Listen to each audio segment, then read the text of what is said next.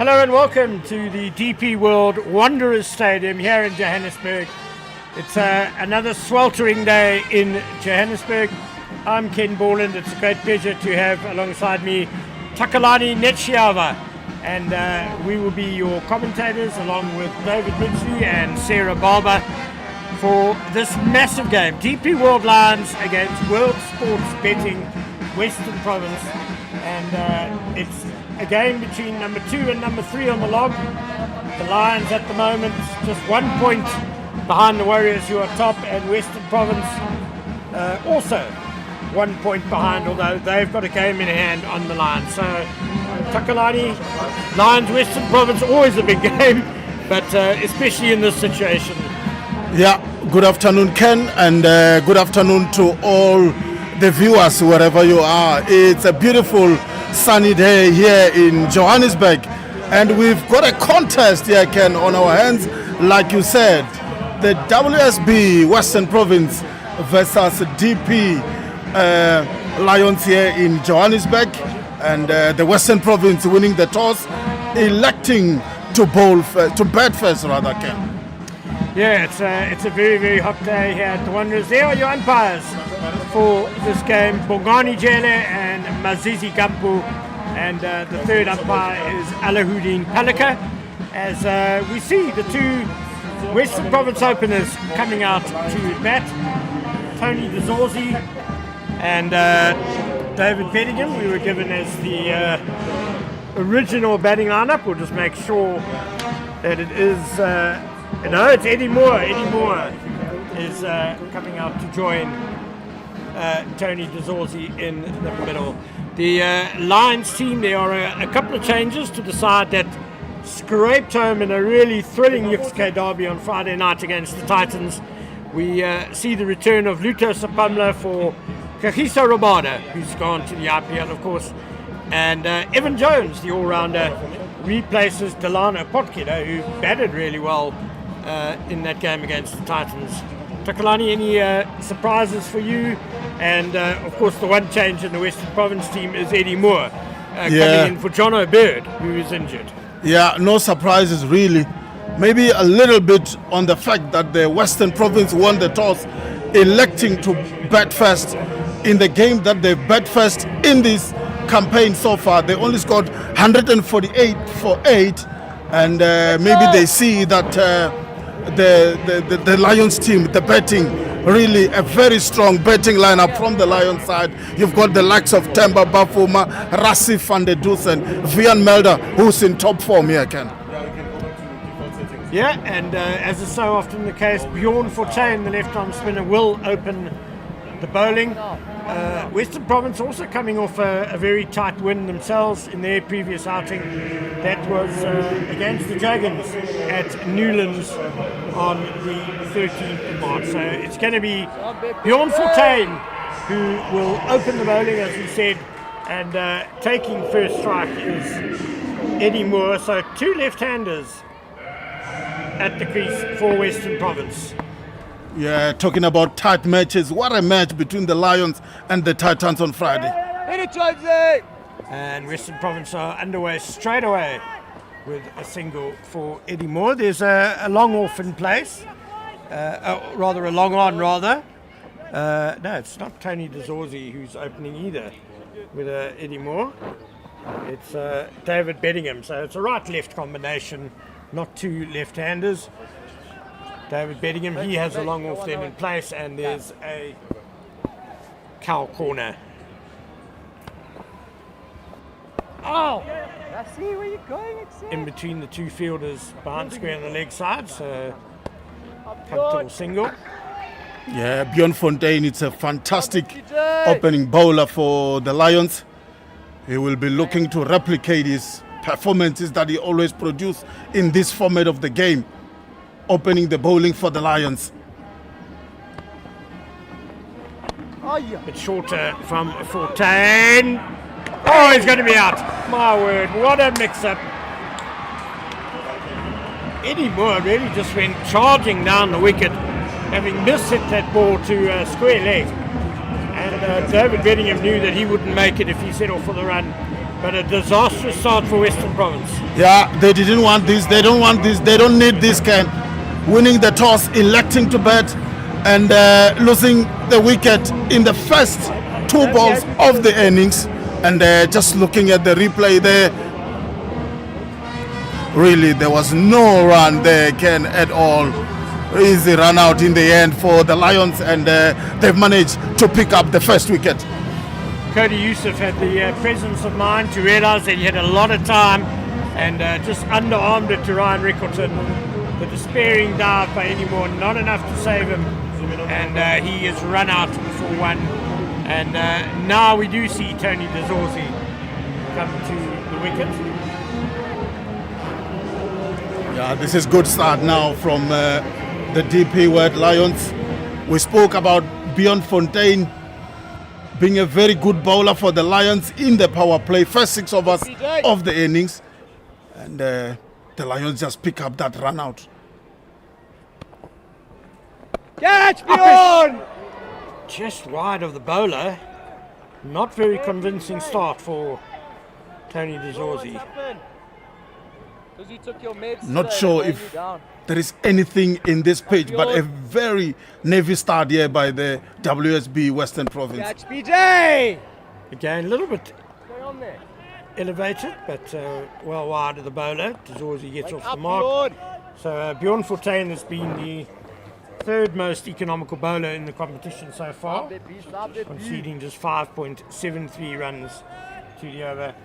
And he's taken 6 wickets, which only 3 bowlers have taken more in the competition so far. Oh! Just working the ones, Western Province, in this opening over.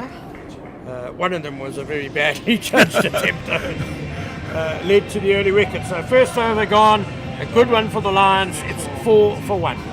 Yeah, good start by the DP World Lions here today. The WSB Western Province winning the toss, electing to bat first, losing that wicket in the first over of the innings, not the start Carl Verena and the team will be hoping for. But they still have quality. They still have the likes of Tony DeZorzi, David Bedingham himself, Kel Verena, the skipper, Mikael Mpangwana, coming on to bat. They can still cause some damage here at the Wanderers Stadium today. Of course, they have lost their leading run scorer so far this season in John O'Byrne, 143 runs in 3 innings. He's out injured, which is obviously a big blow for Western Province. We hope it's nothing too serious for the talented batsman. And speaking of talent, here's Quena Mapaka, the 17-year-old, and an absolute beauty. First up to David Bedingham. Wow, what a start from the young man. No loosener at all, right on the money from the wet go. What a fantastic bowler he's been having. What a year the young man has been having. He had a fantastic World Cup for the South African, with the South Africa under-19 Ken. Player of the tournament in that under-19 World Cup, and there you just see starting it outside off stump and then just bringing it back in beautifully to the right hander. Here he comes again. Bit leg side, but gets away with it. Bedingham not able to beat short fine leg. There's a third man in place, and the other boundary rider is just a little bit behind square on the leg side.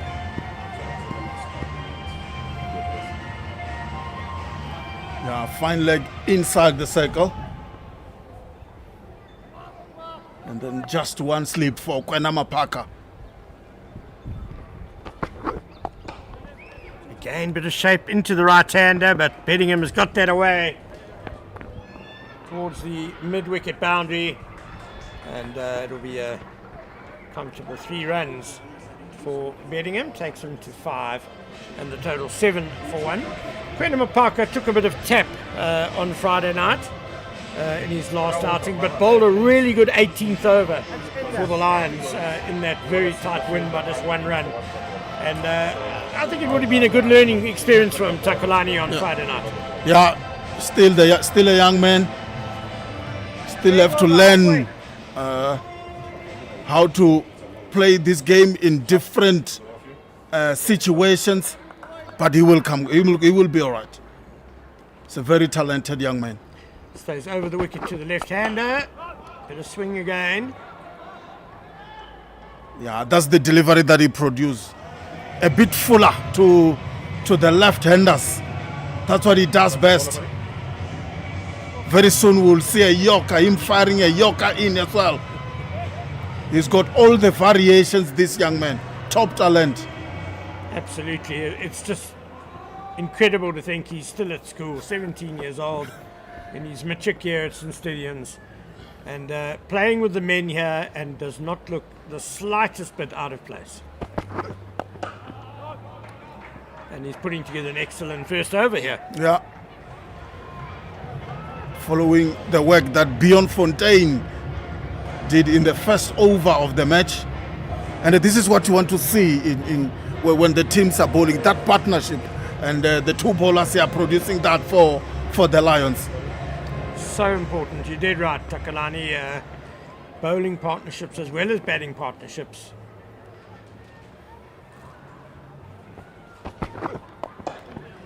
Nicely put away by Dazorzi through mid-wicket. The square leg boundary rider will get across and keep it to 2. Dazorzi goes to 3, and the total after 2 overs is 9 for 1.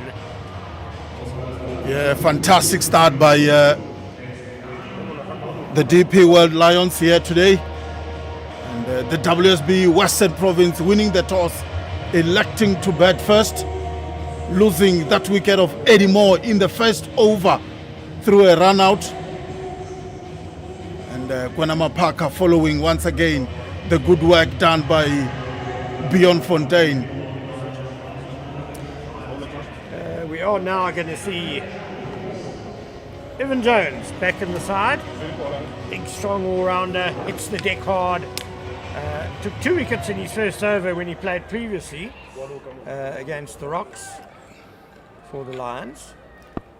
And here he comes for his first ball to Beddingham. Not a bad start. Beddingham's got it away past the short fine leg though. Just a single. So Delano Potgieter probably a little bit unlucky to lose his place. He did hammer 32 not out of 15 balls at the end of the Lions innings, so he did his job very well with the bat. But I fancy, in terms of bowling, it being a day game. Yeah. Evan Jones hitting the deck hard on a dry pitch in this very hot weather maybe is going to be more useful as a bowler than Potgieter, who's more of a swing bowler. Jones, of course, also can be a devastating finisher with the bat. Little shimmy, it comes off the edge. It's going to be safe as Rassie van der Dussen comes around the third man boundary to field, but Dazorzi nearly got himself into strife there. Yeah. Again, Evan Jones, you spoke about the length that he will be bowling. And it's a Wanderer Stadium. You're expecting that bounce, that carry to the wicket keeper, and he will be bowling back of a length. Yeah, Ken. That's what he does best. It's beaten the point fielder, and that's going to be the first boundary of the game. Yeah, talking about back of a length, that one was a bit fuller, a bit wide as well, and it got the treatment it deserved from David Beddingham, and that's 4, and the score moved to 15 for 1. Beddingham's gone to 10. Nice shot by the South African test player. He's got a pretty good white ball record as well, David Beddingham. Certainly dangerous in this format. 2 inside edge just past the stumps. Quick call by Dazorzi for the single. Yeah, that ball was not there to play that kind of a shot from David Beddingham. Was trying to play the slap shot, but it was not wide enough. Almost chopped it onto his stumps. And also with the extra bounce Evan Jones gets, it's all a bit cramped, isn't it? Uppishly through gully by Dazorzi.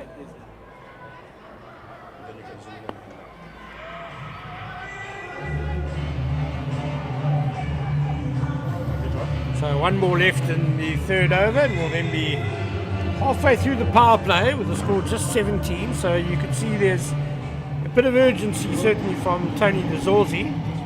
He's mindful of trying to get as many as they can in the power play, get it up towards the 50 mark. Big swing and just past the off stump. Yeah, that ball there by Evan Jones come back a little bit to the right hander. David Beddingham, and when he saw that, his eyes lit up, went for a sweep, but completely missed that one, and Rian Rickleton collect that behind the stumps. So 3 overs gone, 17 for 1. Beddingham has 11, Dazorzi on 5, and Kwena Mapaka will get a second over. Justifiably, a very good first over from him, cost us 5.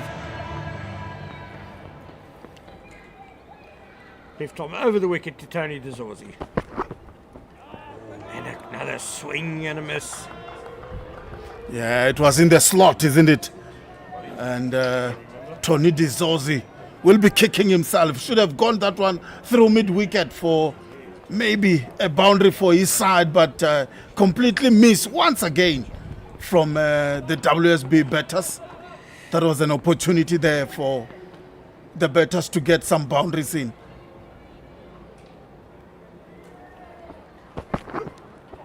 And again, Tony Dezorzi hasn't had the greatest time in T20 cricket lately. He had a mediocre SA20, I suppose you could say, lost his place in the Durban Super Giants team by the end of it. And so far in this T20 campaign for Western Province, he's scored just 41 runs in 3 innings coming into this match.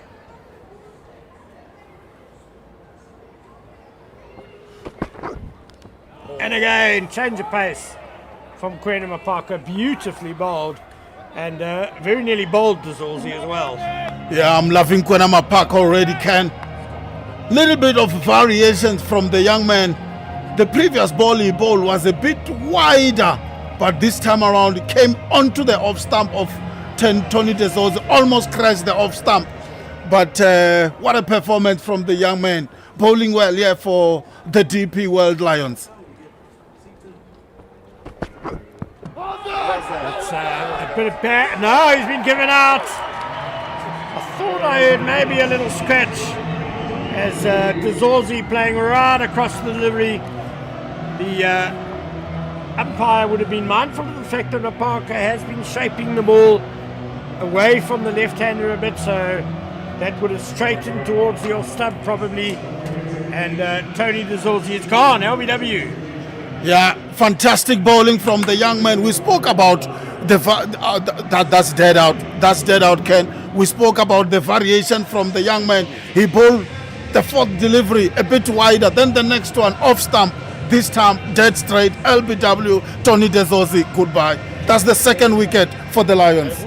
Yeah, Dezorzi stepped onto off stump. That was the thing, to play that shot. And then it was nice and full and straight from Kwena Mapaka. And no doubt at all about that. If he didn't hit it, that was totally plumb. And a wicket for Kwena Mapaka in his 2nd over. Western Province 17 for 2 in a bit of a crisis, but the man coming to the wicket is a man for all crises. He just seems to get better. The tougher the situation, it's the Western Province captain, Kyle Verreynne. Left arm over, 2 left.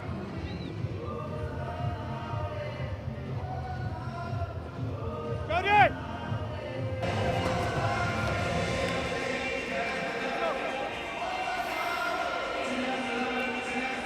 Yeah, looking at that delivery from Kwena Mapaka there, dead straight, and Tony Dezorzi losing his wicket.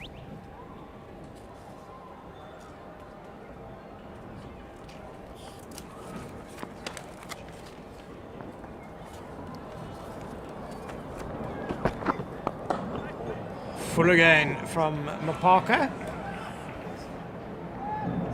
But another dot ball in this impressive new ball burst. Yeah, this is good bowling. A dot ball in the power play. Only 2 fielders are allowed outside the 30-yard circle. And the young man here putting pressure onto the WSB Western Province side. And he finishes the over very well too. So fantastic over from Kwena Mapaka. Wicket maiden. That's like absolute gold dust at in T20 cricket, and especially in the power play. It's 17 for 2 after 4 overs. And just a reminder of some international action coming up. Let's go South Africa. Experience our World Cup finalists, the Proteas women's cricket team, in action as they rise up and take on Sri Lanka in a T20 and 1-day international series from the 27th of March to the 17th of April. Woza Nawe, let's show up for our team. There will be sixes, there will be dancing, and there will be big hits.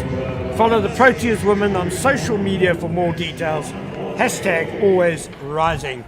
As Bjorn Fortuin will bowl his 2nd over from the corner drive end.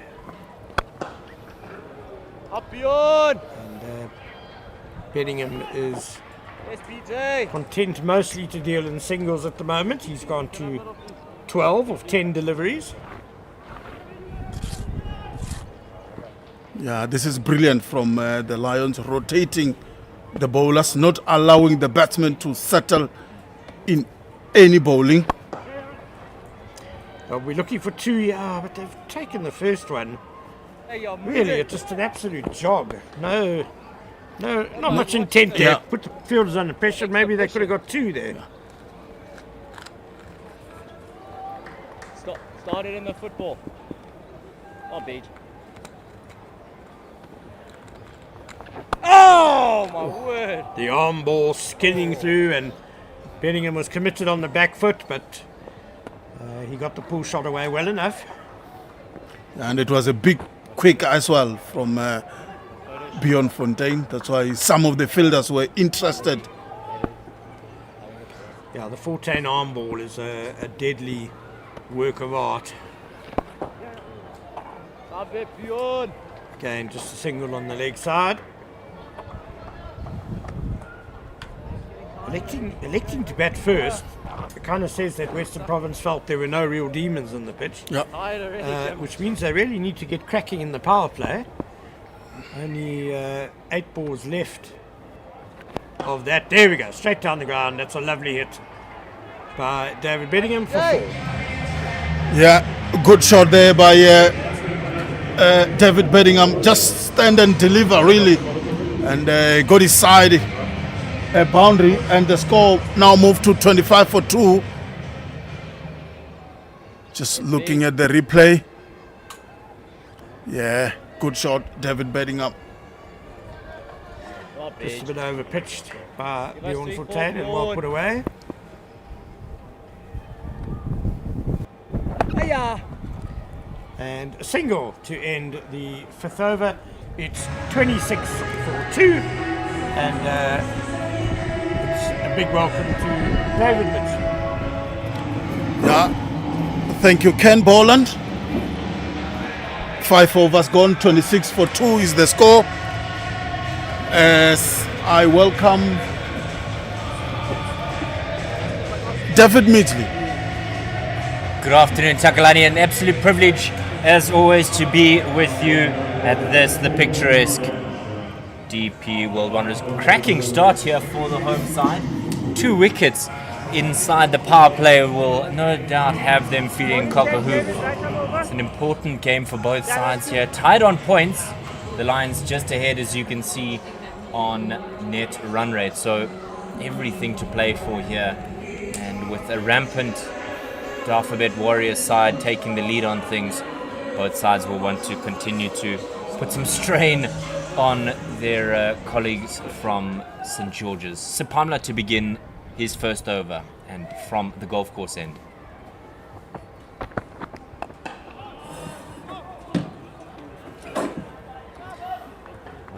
What a start it has been. The calamitous run out, Takalani, and then on top of it, it was just a great bit of work by Mapaka. He set him up there in that over to Dezorzi. Had him playing across the line, trying to get onto that vacant leg side. And then suddenly, the in-swinging delivery and was full and straight, and he got him.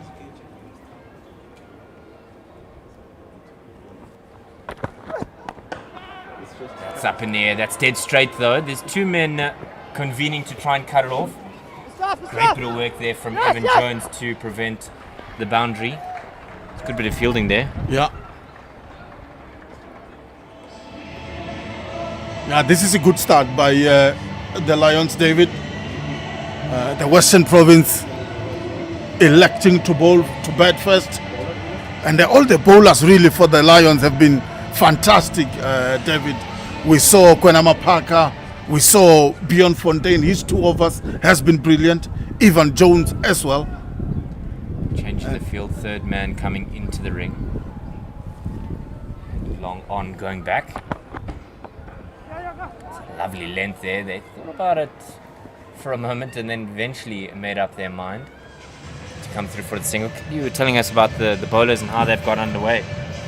Yeah, And we haven't seen much intent from the WSB Western Province batting side in terms of putting the fielders under pressure, putting the captain under pressure. We haven't seen much. And 26 for 2 in the power play. It's not what you're looking for when you elected to bat first, David. No, not at all.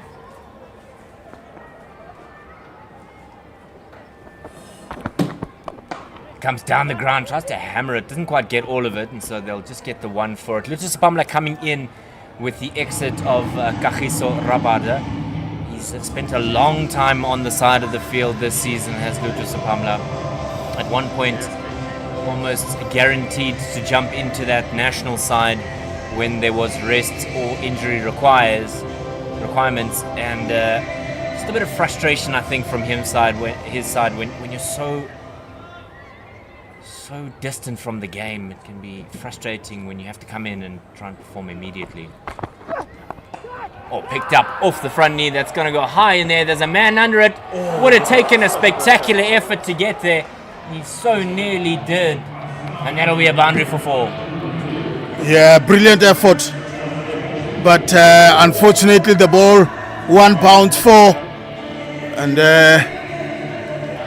it was a good shot in the end. And the score moved to 34 for 2. Yeah, just too full and straight from Sapamla. Picked up nicely there by David Bedingham. Look at the effort here from Mitchell van Buren. He so nearly could have had it. Probably a half chance. And just let it slip through the fingers to go to the boundary for 4. Not the standard that he'd usually set for himself.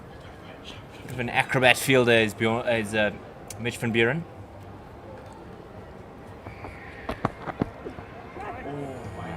That will be wide. Umpire stretching his arms there, getting a bit of exercise. Mazisi Gampu is the umpire at the golf course end, and the experienced Bongani Jele, one of my favorites within South African cricket. It's just a cracking umpire. Very often gets those decisions right. There he is at square leg. The senior man within South African cricket circles after the retirement of Marais Rasmus. Just knocks this away. Adrian Holstock, and with the passing of Sean George as well, a local man here. So 6 gone, power play over, 36 for 2. And Verena on 3, Bedingham on 26. And as Ken said, Beddingham's white ball numbers do him a lot of justice. And the band here trying to do justice to the crowd. Enjoying a wonderful Sunday afternoon. Drenched we are in sunshine. Yeah, it's a beautiful day indeed, David. See some crowd in, some families in here. And the band also trying to encourage both sides to deliver the goods here. Change of bowling, Cody Yusuf from the call it drive-in. What a welcome to the game. That's gone all the way. What a shot. Yeah, what a shot there by Cal Verena. It's gone for 6. And it was there in the slot from Cody Yusuf first up. And it really got the treatment it deserved. Just excellent timing there from David Bedingham. No slogging at all. Just picks it up off the front leg and bang, away she goes. It's a welcome to the game if there ever was one. Look at that shot, all the way. And slots over the boundary. They've eventually retrieved it after Rassie van der Dussen had to do a bit of hurdles. Maybe he's training ahead of the Olympic Games this year in Paris. Throwing his hat in the ring for steeplechase, maybe. Nah, nevertheless, 42 for 2. And we have a 6 on the board. So change in the field, fine leg coming up into the ring, Lutus Pamla. And the 2 men out on the leg side, as well as the long on. It's much better from Yusuf, and that's horrendous fielding. That's gone through the legs of the captain. Oh no, even when you do get it right, your teammates let you down. I mean, you just said much better from Cody Yusuf, but the result is 4 runs. Really, Cody Yusuf being let down by the fielding there. It was a good delivery coming back after being hit for a 6. But unfortunately, the Lions giving the province some easy runs here. And suddenly the momentum shifting in favor of the WSB Western Province side. 10 runs in the first 2 deliveries. And how quickly that can shift the momentum of the game. You often see when dot balls result in a wicket, but so easily boundaries can do the same. Helped on to the onside. There's a 1 bounce into the man down that deep square, Rassi van Edison. Cody Yusuf has to find some answers to the questions he's being asked here, Takalani. Yeah, he has to find something. It has been fantastic.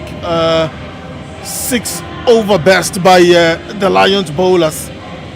And now in the middle overs, Cody Yusuf has to come back and really put the pressure onto this WSB Western Province side. And with already 12 from the over, you feel that Province don't really need to take any more risks. Happy to just knock it around, put pressure back on the bowler early in the over. So then he has to try and scramble to make sure he rectifies the situation. But the damage is arguably done. Bit of a conversation here between Forte, maybe an apology as well. Sorry, mate.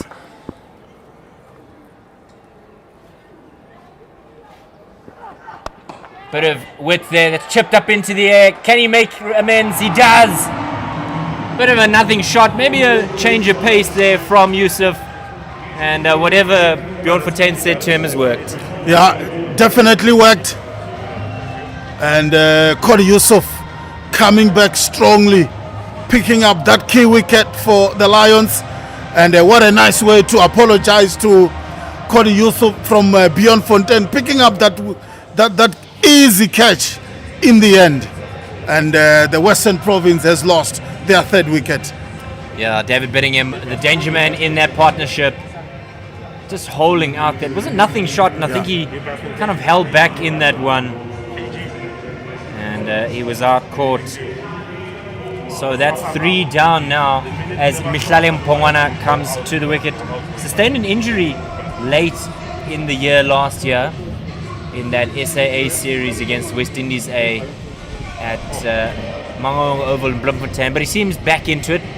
Seems fit enough, not too serious of an injury, but he's coming to the crease when his team is in dire trouble after they just got back into the game. Yeah, really, that was a big wicket for the Lions. The Western Province losing wickets at key intervals, really, yeah. And like you said, the game was starting to move a little bit to the WSB Western Province side.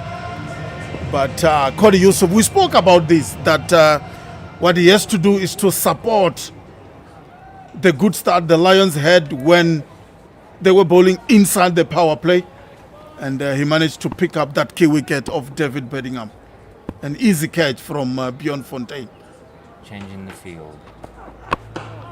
Doesn't matter when you bowl the Yorker, he smashed that. I'm not quite sure what Cody Yusuf is asking the question for. That's the end of 7. It's 48 for 3. Yeah, fantastic start here by the Lions. David, 48 for 3 is the score. The WSB Western Province winning the toss, electing to bat first. That's not what they've been hoping for. And they lose the big player there, Jonathan Bird, not playing today due to injury, being replaced by Eddie Moore, who was run out for naught. And Jonathan Bird has been really fantastic for them. Highest strike rate, highest average. And then just looking at that wicket, I think it was beaten for pace there. Bit of nothing short in the end, and an easy catch, like we said, from Bjorn Fortuyn. So Pamela to continue from the golf course end. 3 men out on the leg side. Bit of in swing there for Sipamla. He's known for that ball that moves back into the right-hander and can be so effective. he'll want to make sure that he doesn't give the line selectors too much to think about. Having come back in to the side with the departure of Kagiso Rabada, having played just the one game thus far.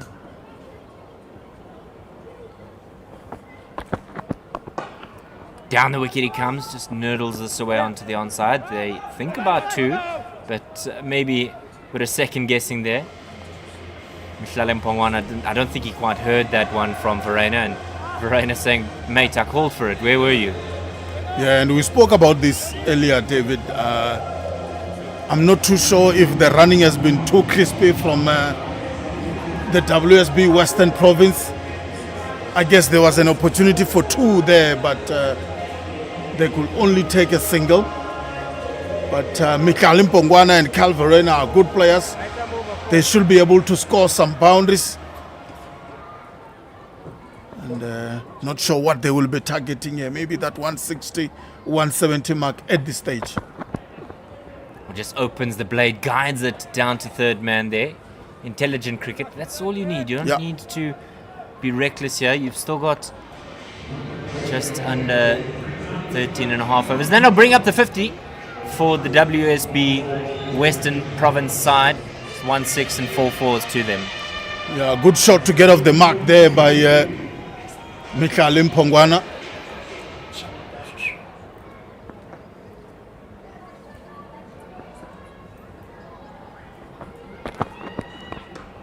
Oh, tried to take on that option there to Themba Bavuma, but maybe just second guessing himself. Kavarena, knowing his national teammate. So it's definitely a risky one when you take on the diminutive Lions man. Yeah, I think Cal Verena there was looking to replicate Mhlale Mpongwana's shot, just guided through to third man for a single. But Themba Bavuma at point there, what a fielder. Bit of extra movement there off the surface. Healthy bit of movement there. Just to give you an idea, there's 3 men out on the leg side, 2 on the off, so there's third man and a cover sweeper. On the onside, deep square, cow corner and long on. So options here for the WSB Western Province side to rotate the strike, just hit it to the sweeper here and there, maybe put him under pressure for 2. With the wickets falling as regularly as they have, 6 to the over, and set yourself a platform for the last 5. With wickets in hand is going to be vital for this touring side. Getting a hand to it, and they'll just get 1 for it. It's always tough when you're in your follow through to try and shift directions there. 8 gone, 51 for 3. Verena on 6 and Mpongwana on 1. And at this stage, it looks like the Lions are happy to give singles on the leg side. So much space on the leg side. 3 fielders were in the boundary rope on the leg side. Maybe they will change the tactics now. Looks like some of the fans enjoying themselves here at the DP World Wanderers. A couple of balloon animals. But if you're not able to join us here at the ground, we are grateful to have you with us. This is SuperSport YouTube channel. Evan Jones. Another change of bowling, so Yusuf's going to have a break. Long on, cow corner, as well as deep square on the onside. He goes to Verena. Comes across his stumps then, tries to hit it through the offside. Has to move here because Vian Mulder was creeping in off the ring. Yeah, I'm loving what Bjorn Fontaine is doing here, David. Not allowing the batsman to settle into any bowler. We see him rotating the bowlers a lot. Evan Jones bowled just 1 over previously and he was immediately replaced. Short, and he wafted at that one. Did Mhlale Mpongwana, leering at the umpire at square leg, and then Bongani Jele. So they're just notifying him that there's the 1 for the over. But have a look at this table. It's so tightly knit at the top 3. And don't forget that you can also win an all expenses paid trip to the CSA Awards at the end of the season. And he just bunts this into the offside for a dot ball. And an opportunity, as I said, for you to win. We'll just tell you at the end of the over about that competition to win a VIP trip.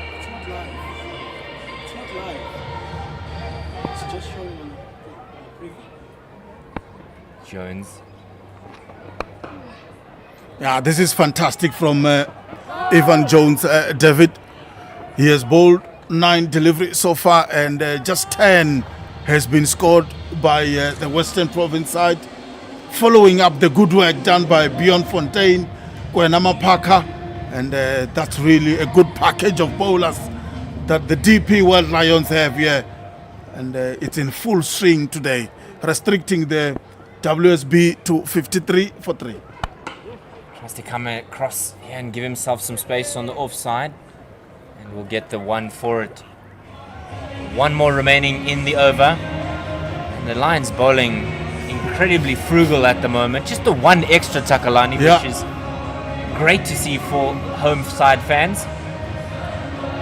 It's been a bit of an expensive time for extras in this year's CSA T20. I saw 13 leg byes in one of the games. Bowled him! Cleaned him up! And the stumps are completely shattered. Mpongwana has gone for 2. Yeah, off stump went tumbling there. What a delivery from Evan Jones. We spoke about the line and length that he will be bowling in this pitch. Back of a length this time around, hitting top of off. And the stump went tumbling in at DP World Wanderers Stadium. What an innings the Lions bowlers are producing here today. Fantastic bowling effort. Just have me look at this one again. Mhlali Mpongwana completely playing down the wrong line. And he looks off into the middle distances to say, well, I don't know what I could have done right there. George Linder coming to the wicket, 174 matches, 1,738 runs at a strike rate of 133.1, his highest, coming in last year's SA20 against Sunrisers Eastern Cape at Gqeberha. And somebody who's been a part of domestic cricket for a long time, George Linder. And as I said, you could win an all expenses paid trip to the CSA Awards, a VIP trip. Post a snap or reel of you attending any of the CSA T20 Challenge games. Tag at official CSA domestic leagues. Use the hashtag CSA T20 Challenge or hashtag Wazanawe, and you could be winning a VIP trip to the CSA Awards and rub shoulders with South Africa's best. End of 9, 54 for 4. Sipamla to continue from the golf course end. And after the end of this over, we'll have a commentary change. I will be vacating the commentary box for Sarah Baba joining you, David.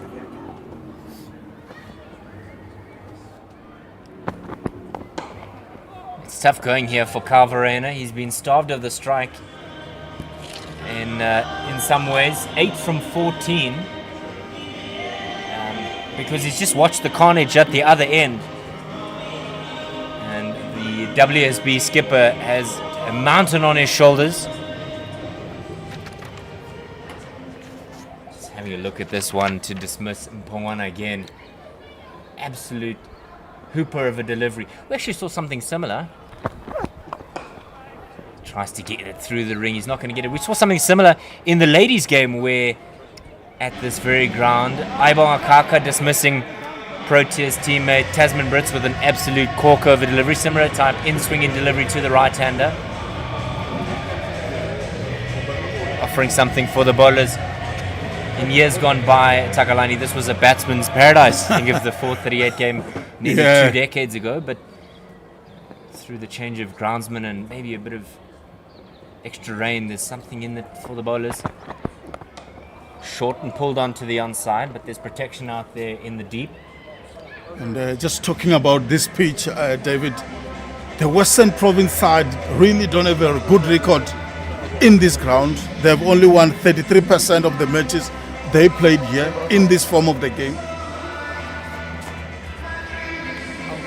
And a contrast, because in their head-to-head in the competition, it's 15 for the Lions, 11 for the Western Province side, with one tie, a rarity in T20 cricket these days, in the time before the Super over. Change in the field, the fine leg going back, so everybody on the fence, barring the man at mid-wicket on the onside, and 2 men out on the offside. Oh, that is an absolute peach of a delivery. They seem to be guaranteed about that one. And he's given him! He's eventually given him. It took forever. Did the umpire there. I thought he wasn't going to give him Mazizi Gampu. Had to think long and hard about that one. The Lions were convinced. Goodness, I thought we might have a delay in play there. Yeah, there was a big appeal from the Lions fielders, and they got their man.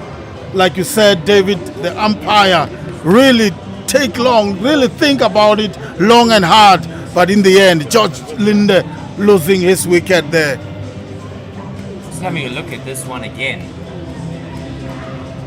Off the back foot, just a bit of a push. Rickleton and Sipamla were convinced, and eventually Masisi Gampu raising the finger. 55 for 5. So George Linde gone for a duck. He's replaced by the experienced Wayne Parnell. 295 games under his belt. Boy oh boy, has he been around South African cricket for a long time. Yeah, sorry David, long 7th of the game indeed. And the WSB Western Province will be looking for his experience here. It's a very strong, destructive batsman for them. 55 for 5. And that was a good delivery. Bowling across the left-hander, getting an edge to Rickleton. Parnell's highest score in CSA T20 cricket coming against the Lions at this very ground, so that 99 would be valuable more so than I suppose 10 tons of gold if you are a WSB Western Province fan. So Pamela with his tail up, he goes to Parnell. Just the outside half of the bat. It'll trickle away safely down to third man, and Parnell will get off strike. Suddenly that run rate has dropped below 6, and it creeps up to where Takalani, you might think that they will be trying to survive rather than set a real challenging target here for the home side. Losing 5 wickets in just under 10 overs. It's not going to do you any world of good. And just tucking this onto the onside. Very casual for these batters here. Not really putting the Lions fielders under pressure as we saw them put the Titans under pressure, but that's the end of 10. Thank you, Takalani. We'll see you a little bit later.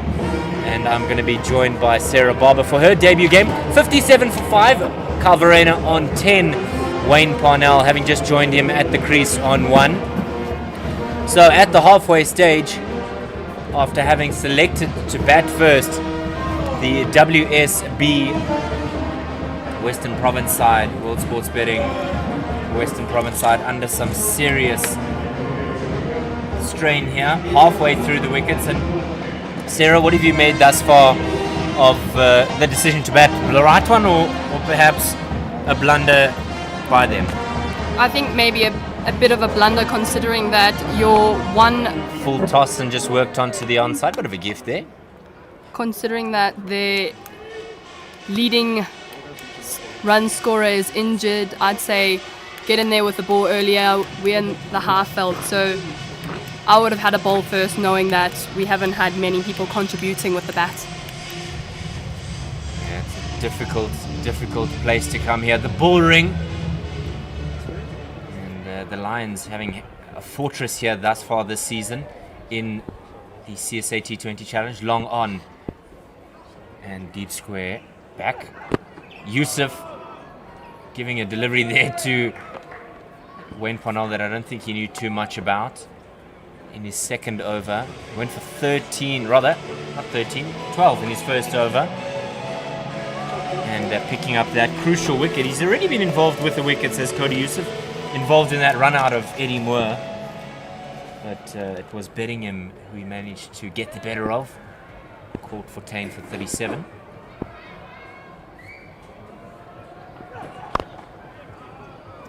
Trying to squeeze that away down to third man. What do you make of this angle of coming around the wicket to the left-hander? I suppose he's probably trying to cramp him up a bit, give him little room to play. But as we know, Cody Yusuf has been a rather expensive bowler. He does take wickets, which is what you want in T20 cricket, and being expensive is not bad. But in the leading bowling averages in South Africa, he's currently going for about 10.5 runs per over, which is rather expensive. Everyone just worked away to the offside. Thought about a second, they're not going to get it, but I think crucially, as you mentioned, he takes wickets at the most opportune time for the DP World Lions. That wicket of Rivaldo Moonsamy turned the game on Friday. Definitely did turn the game. So he's currently ranked number 19 in leading bowling averages in the CSA T20 Challenge for Division 1, and he's going for about 10.25 runs and over currently. So change in the field here, fine leg up into the ring, deep mid wicket being sent out. So just that fine leg that's in, everybody else out on the onside. Comes very wide. This is chipped up onto the onside, but vacant land out there at mid wicket. And the man they've just sent out into the ether. So sometimes you can't win as a captain. You put a fielder out there and they chip it short, and you bring the man in and it just gets sent over his head. I suppose a positive for the batters, a bit of field manipulation maybe in their minds. That's how you can have a bit of a transferal of power or momentum in this game. Yusuf coming over the wicket now to Verena. Oh, that so nearly could have taken the tickle through. Carl Verena looking at the wicket and saying, where did that come from? End of the 11th, 61 for 5. And the world sports betting Western Province are still struggling for runs at the moment. Not being a very easy day for them. Just rolling his fingers through that delivery, Cody Yusuf. It looks like we're going to get a change of bowling. The vastly experienced man from Kimberley, Reza Hendricks, a great servant of Lions cricket for many years. He's going to be bowling from the golf course end. His right arm off spin. He's been around domestic cricket for so many experienced players in South African cricket that can add value to the youngsters coming through. His debut coming in 2008, 2009. And more obviously known as a batter, but handy with ball in hand.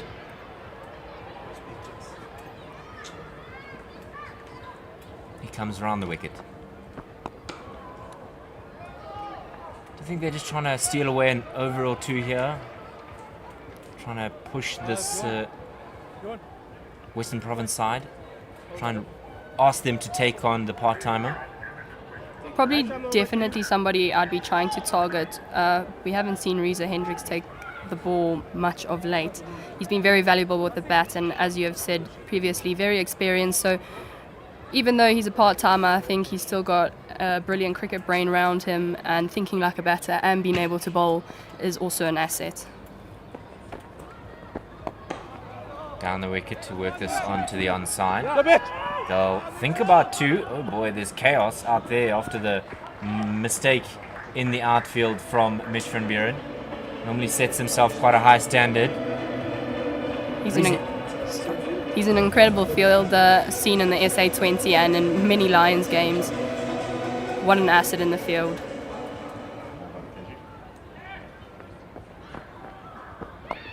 Up in the air, there's a man there, but it'll fall short of him. Vian Mulder try to get there, but just bouncing over him. So a little bit of a chip there, inside out, and a welcome boundary for Western Province. That one may take a bit of pressure off the batters, probably their boundary for the over. They're probably not going to get the score they probably want to get at the DP World Wanderers. It's known for being quite a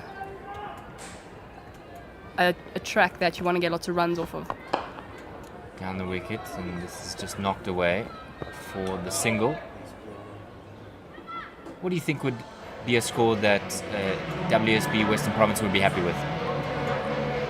To be honest, I think at the Wanderers you want to be scoring 160 plus, but I think maybe they'd be happy with a 141, something their bowlers can defend. A little bit of a variation there from Reza Hendricks. The quicker one, the arm ball, and not a bad way to head towards the back end of his first over. 69 for 5.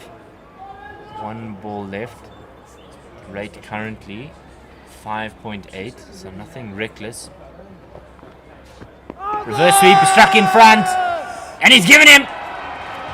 Reza Hendricks with his 6th wicket in CSA T20 cricket.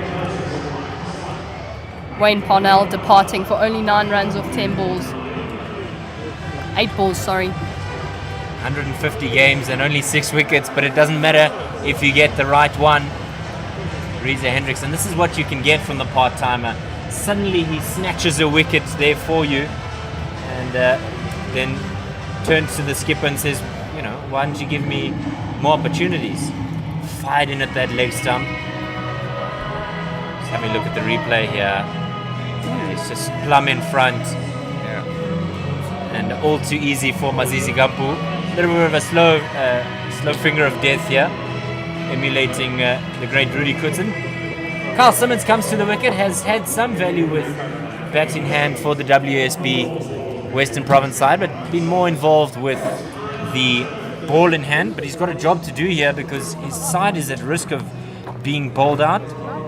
Simmons in CSA T20 challenge, getting his best against the Rocks last season, 28, but his strike rate is 130, and that's everything that they'll want in CSA T20. Korea is closer to 116, but it's just been all the lines here. 69 for 6, barring that Bedingham and to a lesser extent Verena effort. It's just been all lines. Verena a lone soldier at the moment. Change of bowling from the caller drive end, it's Bjorn Fortuin. The skipper bringing himself back, 0 for 13 from his 2, although wicketless, frugal. Even though wicketless today, he's been very valuable for the team in the past few games. I think he's been getting at least 2 wickets per game so far, and in the top 20 leading averages for the CSA T20 challenge with the ball. DJ! One, they scampered away quickly for the first, and Verena's fallen over. Maybe he's been swept off his feet by Bjorn Fortuin. Better added comedy for your afternoon, not only cricket. 70 for 6. I don't think he tripped him there, no. Maybe not. No, that's not Bjorn Fortuin. So he's going to come around the wicket, is Fortuin, to the left-handed Simmons. And just a change in the field. Square leg, who was behind square, is going to come very square on the leg side. That'll go to long on for 1. What do you think the plan is here? 71 for 6. Serious strain on this Western Province side. Where are they going to find the success that they so desperately need? In the last few games for Western Province, a lot of the middle order and later order have been contributing a lot with the bat. Kyle Simmons has scored 25 for Western Province so far, and we've seen the likes of Nabe contributing with the bat, Mpongwana contributing with the bat. So I think Western Province have been relying heavily on their tail enders and middle orders, and hopefully not too heavily, because you never know when they won't score runs. Oh!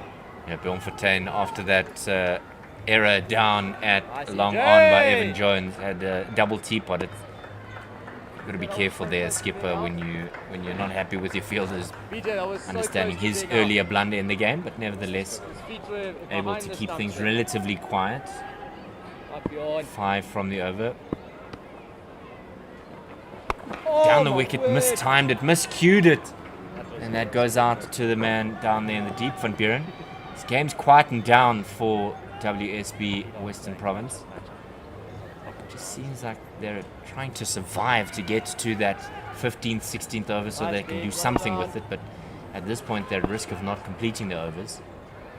I think definitely at this stage in the game that's the name of the game, it's survival at the moment for the Western Province.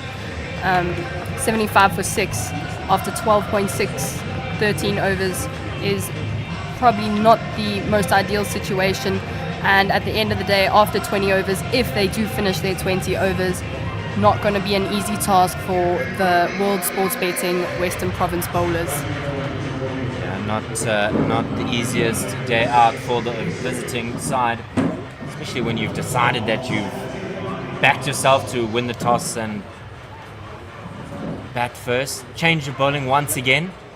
It's the precocious talent of Kwena Mapaka. 1 for 5 from his 2, and a market turnaround from Friday's performance, in which he got a bit of stick from the Titans batters. Definitely did, but I think on Friday's game there was a lot of bowlers missing their length. There were quite a few full tosses, maybe aiming for the Yorker and missing out on the Yorker length, but a lot of full tosses, so I can understand why he got smacked around a bit. A little bit over pitched, and that'll go to the boundary. Racing away. Lovely stuff there. Bit of a juicy half volley there from Mapaka to start the over. Seems like there was also a little bit of pace taken off of that ball. Just missing that Yorker length. Just having a look at this one again.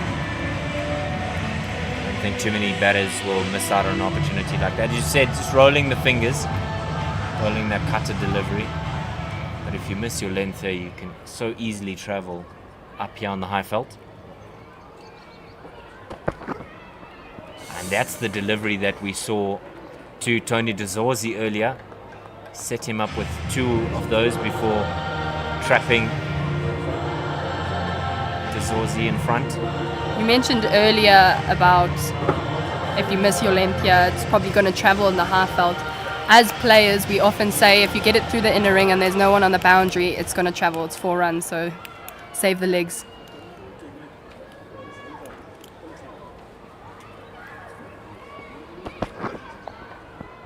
It's a decent delivery there from young Mapaka. Nothing wrong with it, but well played as well. Just opens the blade. Does Carl Simmons. Maybe there could be an argument made that Simmons is batting a little bit too low for his talent with that in hand. I definitely think so. He's had some very well-needed contributions to the Western Province batters, so I think maybe definitely way down the order for what he can do with the bat.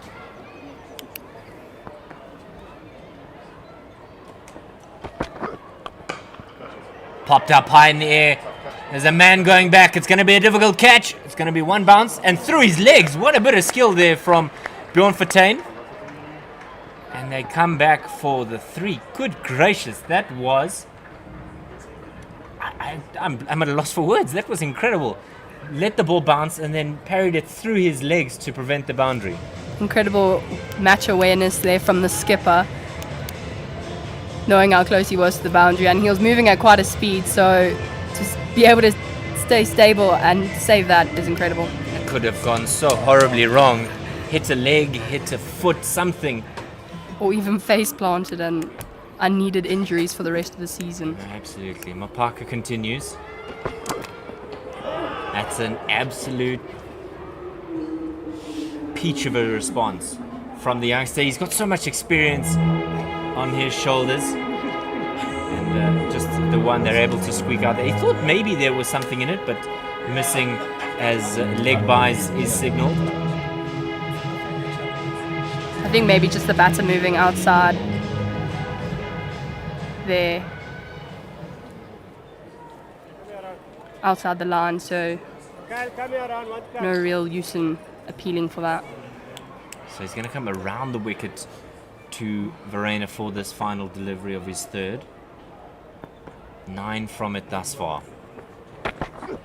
In swing, he chipped up onto the onside. There's nobody there in the inner ring, but he has got protection in Cody Yusuf. So the end of Mapaka's 3rd. It's 1 for 14 from his time with ball in hand, and at the end of 14, it's 85-6. Partnership now worth 16.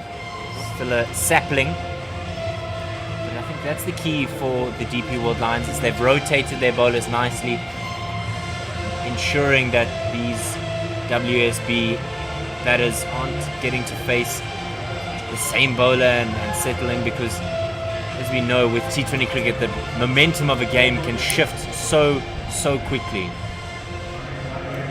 Definitely can move so quickly. The game is actually such a fast game that once you've got the squeeze, if you don't hold the squeeze, the game can easily run away from you, and that's what the DP World Lions have done so well here today, is they've held the World Sports Betting Western Province down with the ball and haven't given them an inkling of a chance.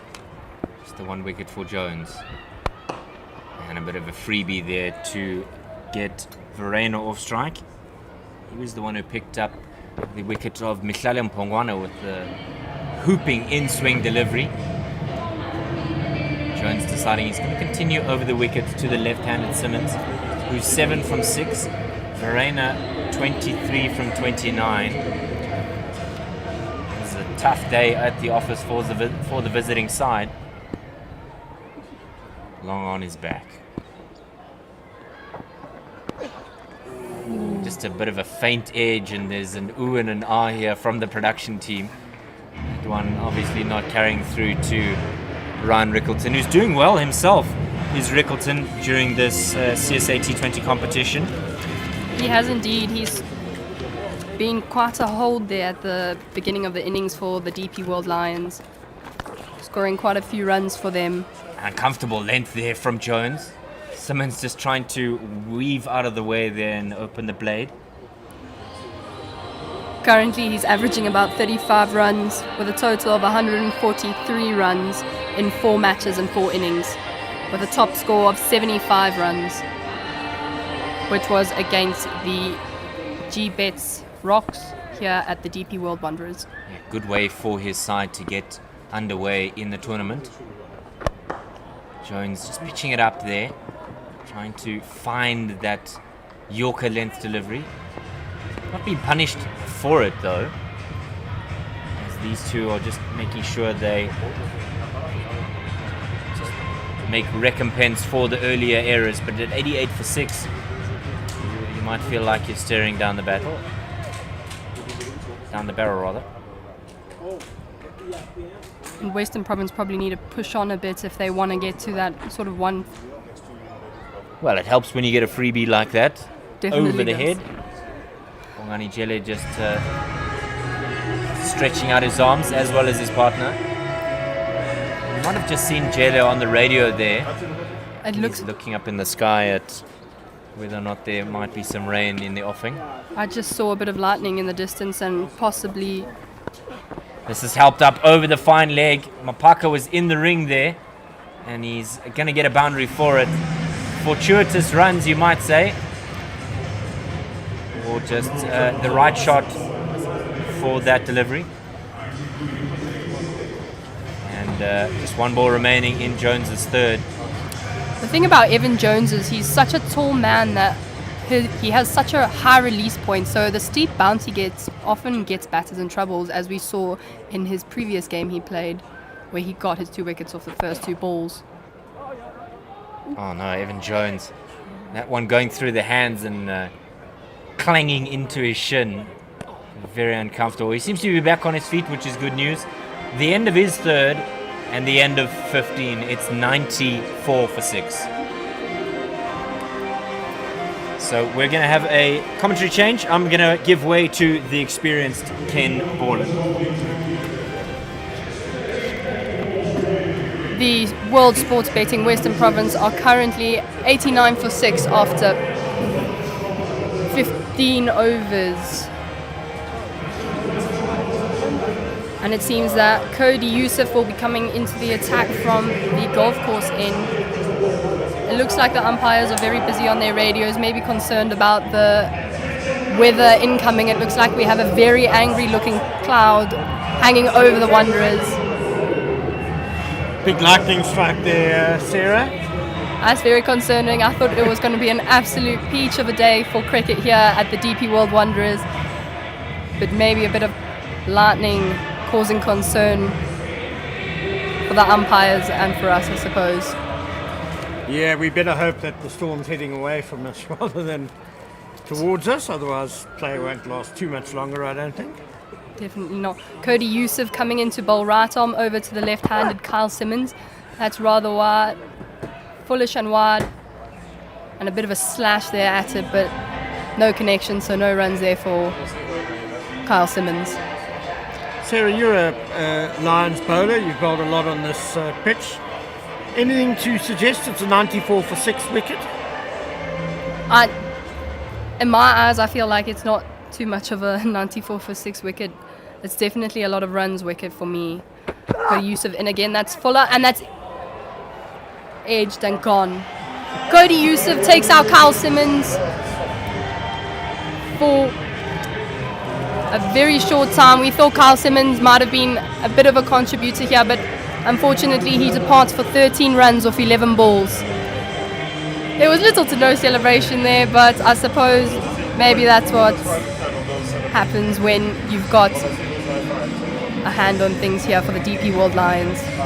Yeah, it was a very thick edge. We could hear it here on the second floor at the golf course end, and just trying to give himself a bit of room and lash it through the offside. But the bowler too good on that occasion. Kyle Verreynne is, well, kind of like the captain of a sinking ship at the moment, 24 not out. He's done this before this year where he played an incredible innings in the SA T20, which actually kept his team, the Pretoria Capitals, alive. Everyone else was falling all around him, but he managed to get 100 out of a total. I mean, it didn't look like they were going to get 120 at one stage. Definitely. And yeah, he got a bonus point, losing bonus point for the Capitals, which kept them alive. So maybe there's still hope for Western Province while Kyle Verreynne is at the crease. Hopefully, but it's not looking too bright at the moment with 24 runs off of 30 balls. He may need to start pressing on as it is the final 5 overs. The new batter coming in, Abdullah Bayumi, sorry. Cody Yusuf into the right-hander. And that's a bit straighter, going down. Cody Yusuf seems to like the look of that. But no response from the umpire, and that will be leg byes. A little bit of late swing there for the bowler. I wonder if it's the sort of heavy atmosphere at the moment with a storm cloud gathering, and it has been a very, very hot day. Definitely. We always talk about, as bowlers, a bit of cloud cover coming in and providing you the goods to bowl well. So maybe at the back end here, this will cause a bit of trouble for the World Sports Betting Western Province. Cody Yusuf in again. That's off the bat, worked around the pads to the square leg region, and that is picked up by Mitch van Buren for 1 run. I think we've spoken about the pitch, and I think we also need to give credit to the DP World Lions attack. I think they've been very disciplined. Just 2 wide so far. We're in the 16th over. They've bowled well in partnerships. Really accurate, disciplined stuff. The big clouds sort of coming in, not looking good. Cody Yusuf in again. It looks like he tried to get his... Oh, there was a chance for another run out, but it was missed. It looks like the Western Province boys were desperate for a run there.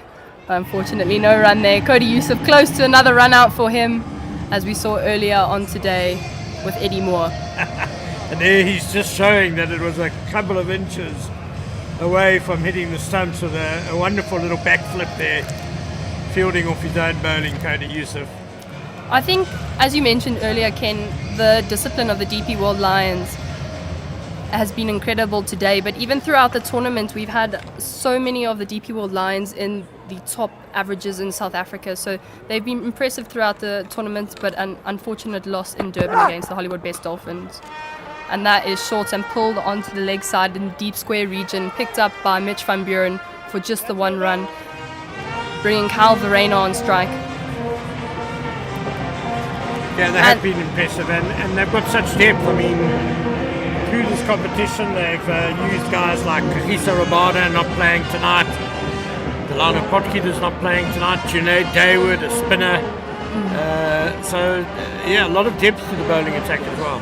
Definitely a lot of depth, and Junaid Daywood is currently sitting second with one of the best averages in the CSA T20 challenge at the moment, having only played one game.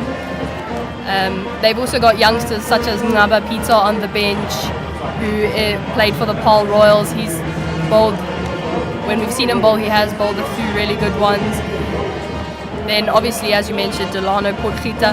Beyond Fortuin coming in from the corner, drive in, and that is straight, try to work it around the pads, it hits the pad, and he's gone!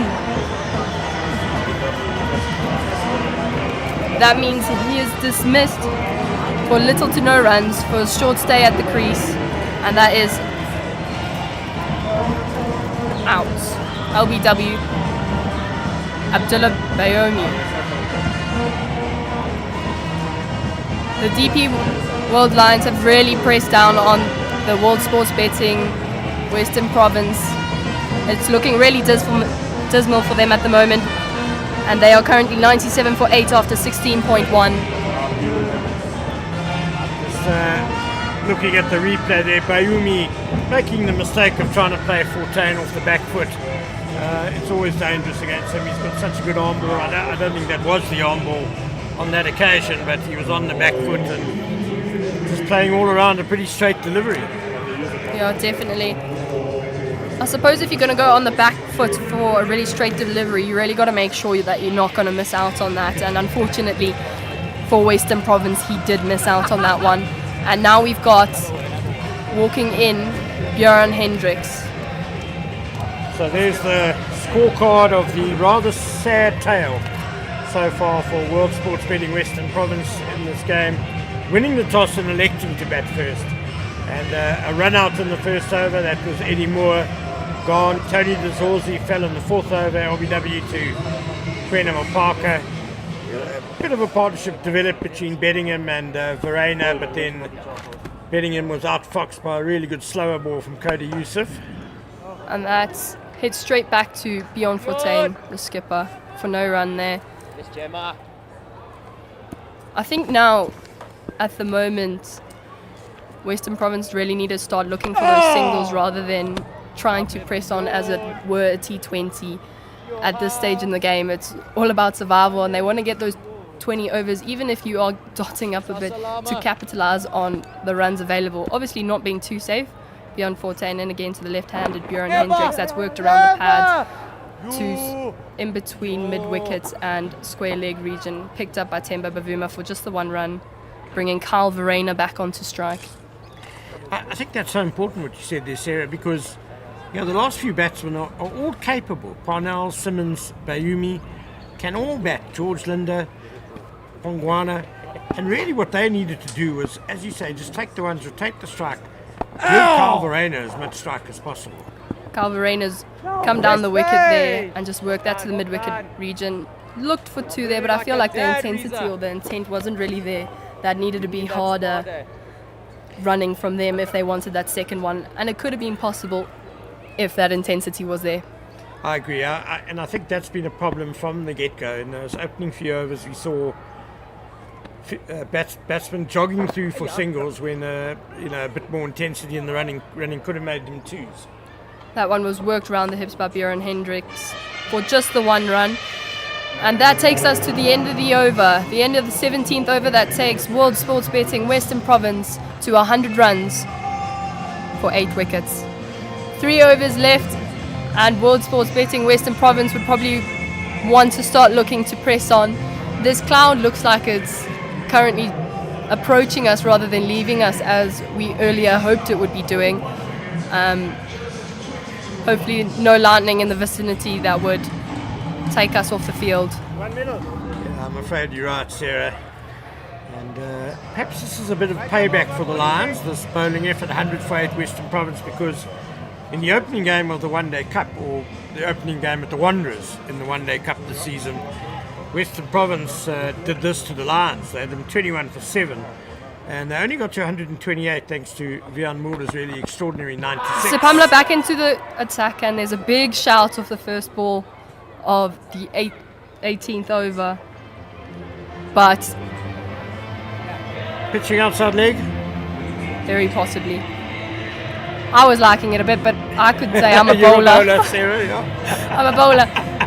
I don't know if anyone's seen those trends. I'm a bowler, of course I do this and this. Bowlers always think everything's plum. You'll have some of those sensible bowlers who'll go, oh no, that was pitching outside, but bowlers love a good shout. Yeah, yeah. So Pamela in against the left-handed Björn Hendricks. That's almost a brilliant, that was a brilliant effort from Cody Youssef, diving to his left. Maybe a half and half opportunity, but unfortunately not for the DP World Lions.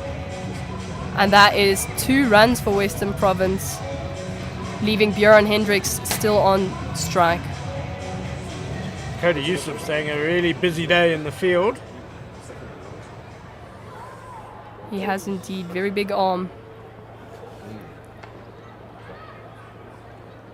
Lutosa Pamla in again. And Björn Hendricks takes a wild swing, and that gets nowhere except into Ryan Rickleton's gloves for no run. That's a dot ball for Lutosa Pamla. That looked more as if it should have been played on the Wanderers golf course behind us here, Sarah. That was teeing off par 5. Teeing off at the par 5. Definitely with that wild swing. Lutosa Pamla in again. Björn Hendricks probably looking for that big hit to take the pressure off. That sort of bat pad situation just worked into the mid-wicket region. Not much bats on it, I suppose, just for the 1 run. The other thing we've seen today is just how important John O'Bird is to this Western Province batting lineup. He's really been their leading light this season, their leading run scorer with 143 in 3 innings. Definitely. They have really missed John O'Bird here. He's been a top contributor with a really good average for them so far this season. Lutosa Pamla in again to the right-hander. And that's straighter, and it's whipped to the cow corner region. And that's gone. Cody Youssef under the ball. Good hands, and he takes it. That's Kyle Verena dismissed for 26 runs off just 32 balls. That's their last batter, I would say, coming in. We've still got Nabe left to come in. We've seen him sometimes score runs with the bat. He can hold the bat. But yeah, Western Province not looking too good in terms of runs so far. 103. The new batter walking in. And it does look like it's Nabe. Coming in with a bit of intent there. Yeah, I think a slight little change of pace from Lutosa Pamla. Verena just a bit early on the shot, and it went looping really out to the cow corner. And Verena was there for over an hour, just scored 26 runs off 33 balls. So the Lions kept him quiet very well too. And well, it's been a sad procession for Western Province. 103 for 9 now. Can they bat out their 20 overs?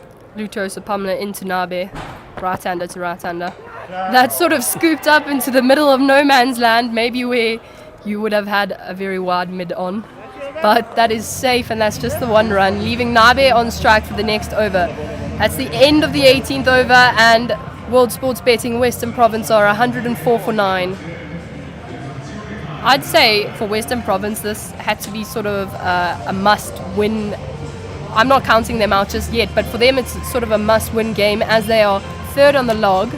They are equal points with the DP World Lions, both on 13 points, but DP World Lions just getting them with net run rate. DP World Lions with a net run rate of 1.54 and Western Province 1.19. Western Province do have a game in hand on the Lions. This is their 4th game the Lions fit, so yeah, I mean, they really would have liked to have won, obviously, to try and go number 1, depending on how the Warriors go this afternoon. Cody Youssef in again to Nabe, and he's worked that to the mid-on region with Evan Jones picking it up from long on, just for the one run, leaving Bjorn Hendricks on strike, who's held his bat pretty well so far for the World Sports Betting Western Province. He's capable with the bat, Bjorn Hendricks. Definitely capable and experienced enough to know what he needs to do in this situation and how he needs to go about his game, which is, I suppose, maybe what you want in this situation of the game. Yeah, Western Province need to try and maximise, bat out the 20 overs. They've got 11 deliveries left. Try and get at least 11 runs. Cody Youssef deciding to come in right arm round to the left-handed Bjorn Hendricks, angling it into him. Maybe he hits him just a tad, but no run there for Western Province. It's a bit of a risk coming around the wicket to the left-hander with fine leg up in the ring. Definitely, but they've got long off cow corner, deep square and cover sweeper. Oh! And that has absolutely connected with the willow, and that is 6 runs into the family area on the grass. What a connection from Bjorn Hendricks. Love to see it. This will definitely take the pressure off a bit. Maybe not exactly, but make him feel a bit more comfortable in his situation currently. What a magnificent strike, down the pitch a little bit, and then just swung away over mid-wicket. Glorious by Bjorn Hendricks. Cody Youssef in again, and that's been hit really straight. Not much bat on it, so mid-on will collect that. Running across to the offside to collect it. Seemed a bit deceived in the pace again, Bjorn Hendricks. I wonder if this pitch is a bit too paced, and batsmen are finding it hard to play their strokes. Maybe finding it a bit, maybe the weather conditions affecting it a bit, because earlier we had a nice open sky, now we've got cloud cover, so the air, that may cause a difference in terms of swing and movements of the ball, and a bit more humidity maybe setting in can cause it slower. Cody Youssef right arm over to the right-handed Nabe. That's a good length, just outside off to the point fielder Temba Bavuma, and he stopped that. There'll only be the one run there for the World Sports Betting Western Province, bringing Bjorn Hendricks back onto strike. Well, Nabe did his job there, just to get Hendricks back on strike. 1-6 already in this over. Can he get a second boundary to end it? Cody Youssef right arm around to Bjorn Hendricks, and that's straighter, and that's been hit towards the long on region where Evan Jones is, and that'll be just the one to end the over. That is the end of the 19th over, and that takes World Sports Betting Western Province to 114 for 9. I think this last over they'll probably be looking to, as you said earlier with Bjorn Hendricks, tee off just like the golf course, just as you would at the golf course. It's the last over with the young gun, Kwena Mapaka, looking like he's going to come into bowl. He's been very good today economically. He's had a pretty good tournament. Maybe on Friday he was a bit expensive, but he's been doing really well for a 17-year-old, and actually he's been keeping up to the standards of all the experienced players too. Kwena in again to Bjorn Hendricks, and that's a bit of a full toss, and that's been called a no ball. That's above waist height. I think that's the first no ball of the day, and that will be a free hit for Bjorn Hendricks. Yeah, Mapaka bowled a couple of full tosses as well on Friday night. He does have a very good Yorker, so he obviously backs himself to bowl that. Definitely. Hasn't quite come out right that time. Kwena Mapaka in again.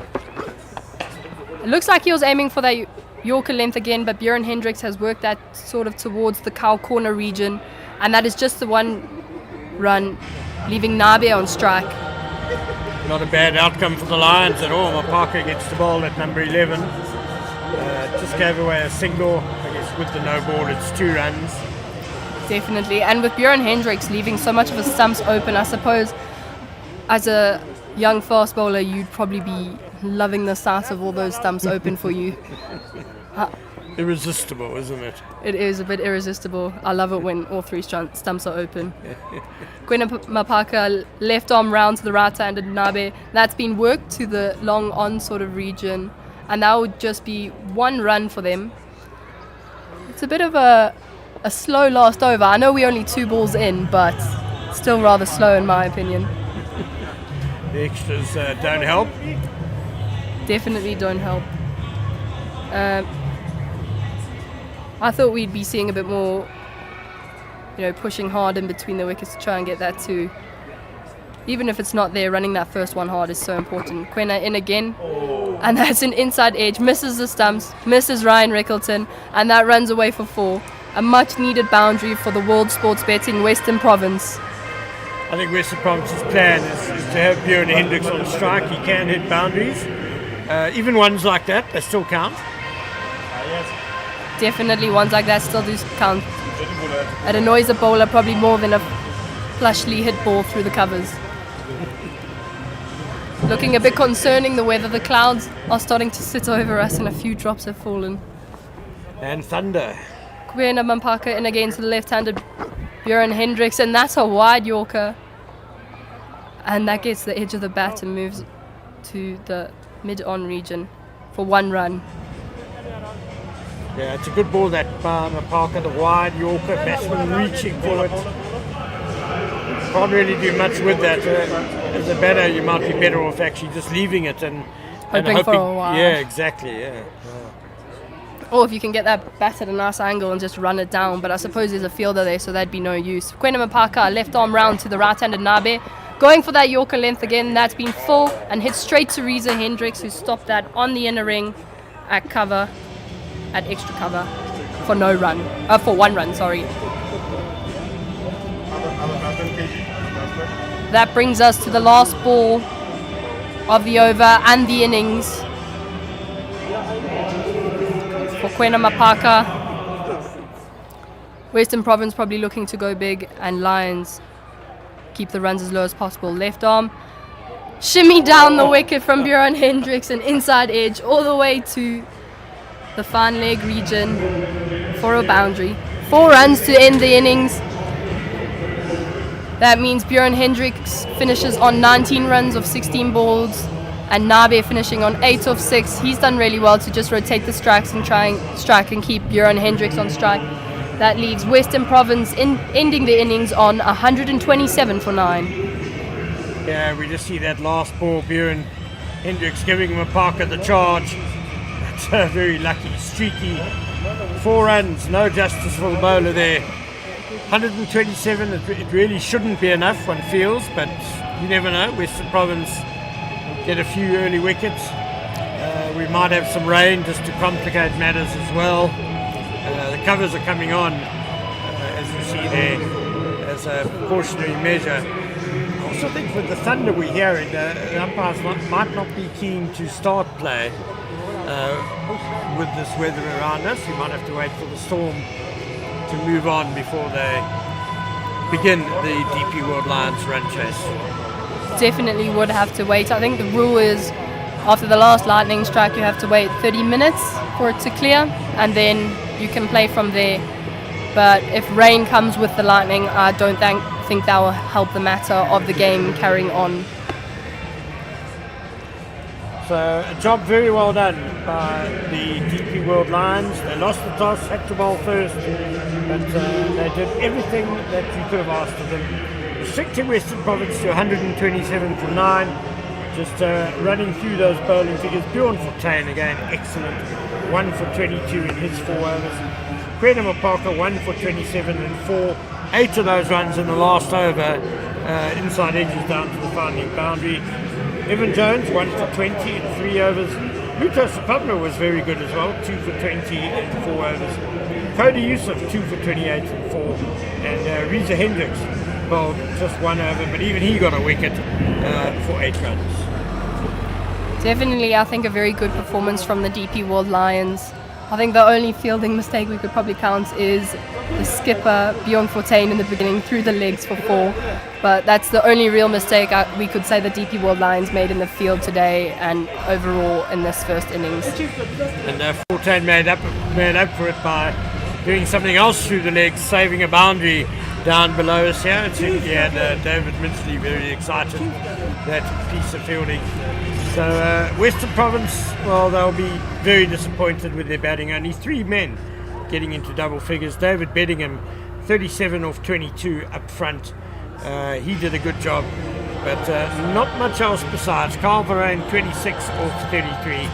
And then Björn Hendricks at the end, 23 not out of 17 balls. Just to add a tiny little bit of respectability to the Western Province score.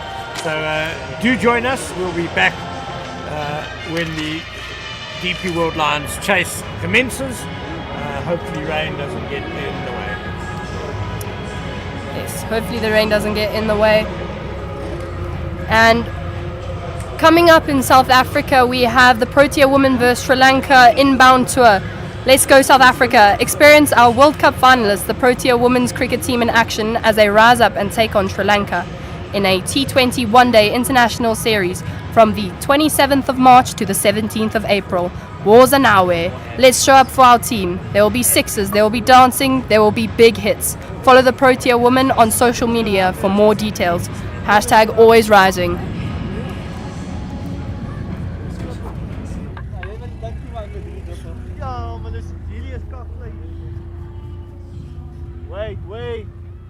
Wait, go.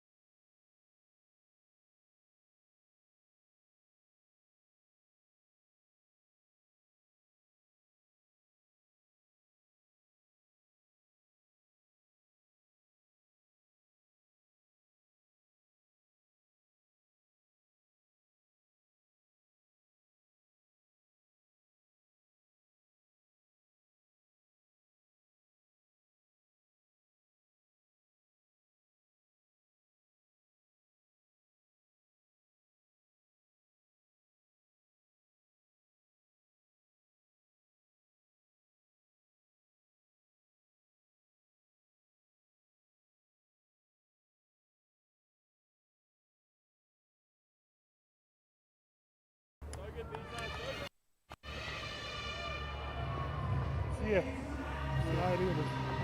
This would have. You know.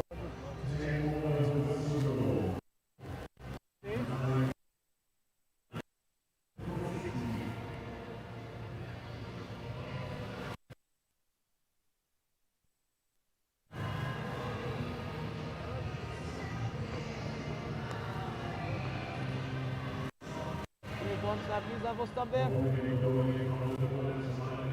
Thank you. Is that one middle? Yes, thank you.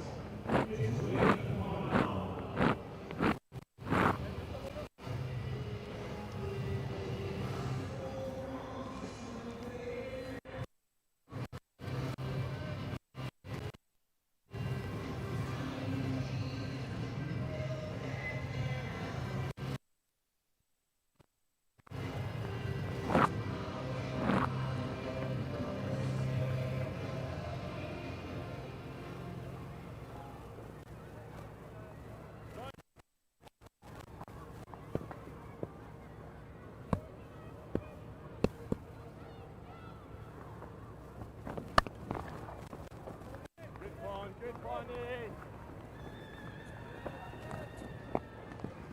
Ah!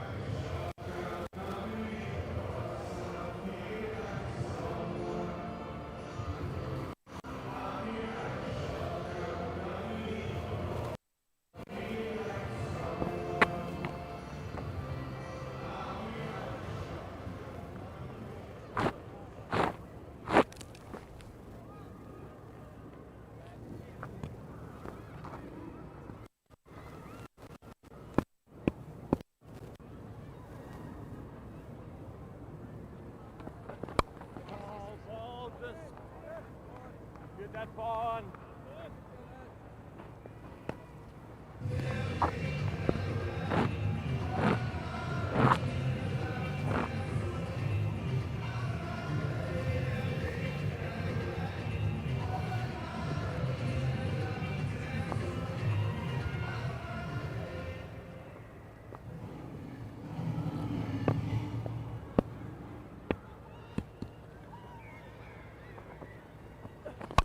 Oh, yes. Go.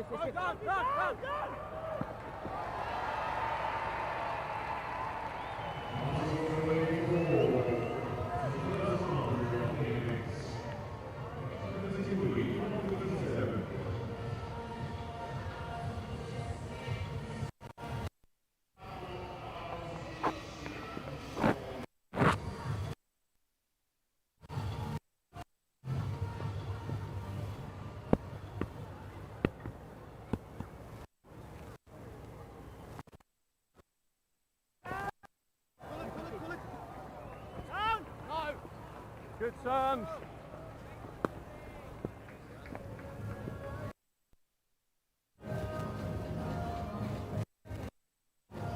Easy.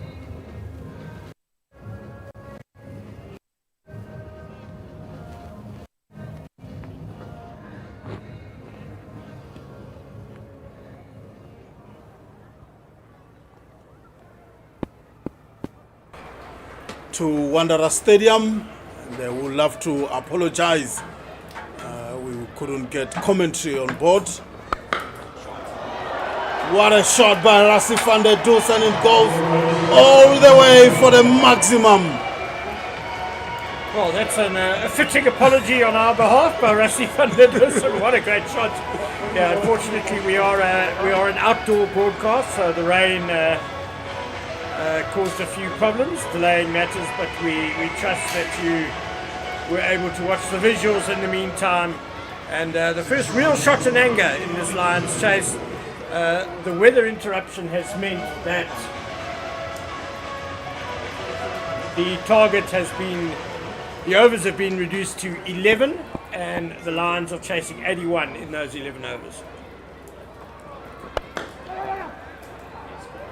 This one driven shy of the stumps, but they quickly take a single and the score moved to 16 without loss. And that's the end of the second over. And like Ken was saying, this innings has been reduced to just 11 runs, and the Lions need 81 runs to win the match. Yeah, Takalani, it's funny that in a way this has turned into almost like a day-night game. Western Province won the toss and batted first. Probably thinking a day game had a lot to do with it. Pitch not going to change nature much. But with that hour-long rain shower we had, there's obviously a bit of a wet outfield, and it's going to sort of replicate nighttime conditions with a bit of dew, and obviously also in a rain-reduced match, the side batting second generally has an advantage, just because they've got 10 wickets for 11 overs. They can go really hard, rather than trying to save anything, for 20 overs. Yeah, Boren Hendricks to continue from the golf course end, the left armour. Went for just 2 runs in his first over. Good over indeed to start up things for the Western Province. And Rasif van der Dussen will be facing that strike.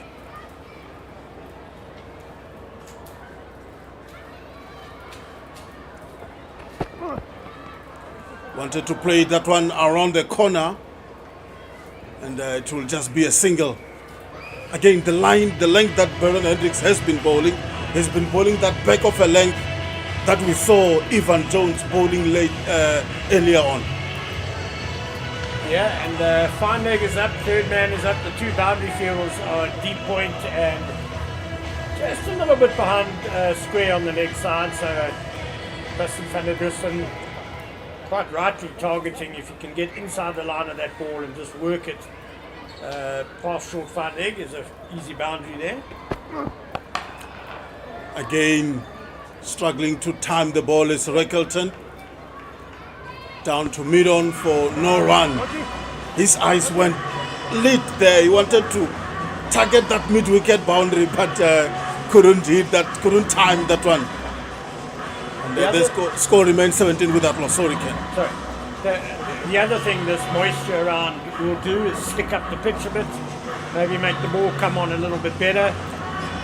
There were suggestions during the Western Province innings, which was of course rather a sorry affair, limited to 127 for 9, that the pitch maybe was a bit too paced. Certainly their batsmen struggled with their timing, struggled with their stroke play. So it'll be interesting to see whether it's any easier for the Lions batsmen. At this stage, Ken, now the Lions just need 50 runs to win this match.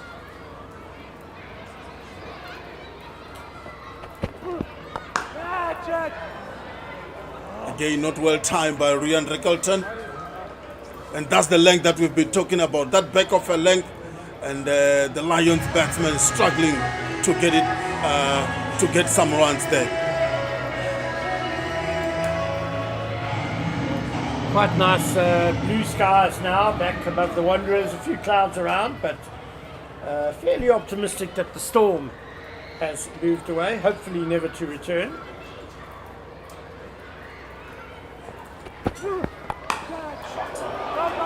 That's a top shot from Reckleton, 1 bounce 4. And at some point we all thought he's going to go for the maximum. But once again, good timing this short time around from Reckleton. And the score now is 21 without loss. Third time lucky for Ryan Reckleton in the over. He's attempted that almost flat batted baseball style shot down the ground twice before, but the third time he didn't get all of it, but he got more than enough for just a 1 bounce 4. It looks like Reckleton is targeting the leg side. Only 3 fielders on the leg side at this stage. And then there is only deep square leg as they push mid-wicket now in the boundary. So a deep point has to come up. And they are starting to get worried about Reckleton now. Again down the ground this time around. And it will just be 2. But once again, it's not really well timed. It's not really coming off the bat nicely. The sound is not that crispy here, Ken. Yeah, Wayne Parnell running back from mid-off was definitely interested for the first couple of seconds. He thought he might have a chance of getting a catch there. Certainly mistimed by Rickleton. But Rickleton clearly the danger man. Yeah, he's been in such wonderful 2020 form this season. This time just around the corner. There won't be any run taken, and that's the end of the over. Over number 3. The score remains 25 without loss. And Rasif van der Dussen is on 9. Brian Rickleton is on 13. Good start here by the Lions, Ken. Yeah, very tidy. They need 56 more to win now. Yes, 56 more to win off 8 overs. So 48 balls, 56 runs. It's a comfortable calculation. The required run rate certainly nothing for them to be worried about at the moment. Yeah, just 6 runs to the over. They should be getting a win here today. 7 to the over, exactly. 7 to the over. Wanderers scoreboard keeps one up to date with the rate achieved and the rate required in the bottom right hand corner there. And then we'll have some change in bowling.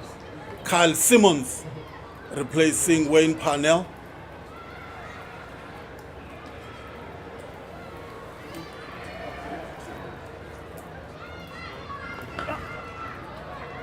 This one just driven through the cover region. It will just be a single. We're singing the praises of the scoreboard, but they did us a bit at the end of that over. The scoreboard was showing 25 without loss at the end of the over, but what you saw on your screens was in fact correct. 23 without loss at the end of the over. Now it's been corrected on the big scoreboard as well. Carl Simmons once again to continue. Just plays down the ground. And it will just be 1 once again.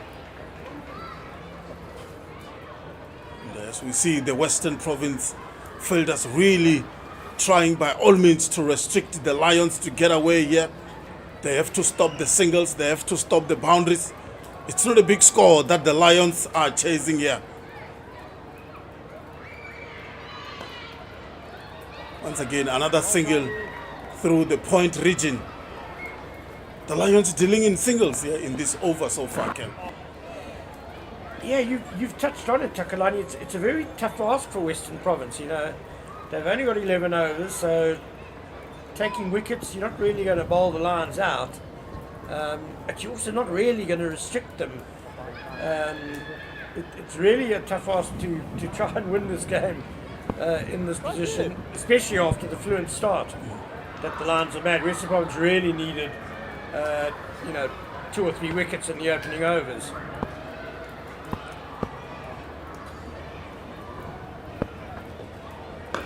Down the ground.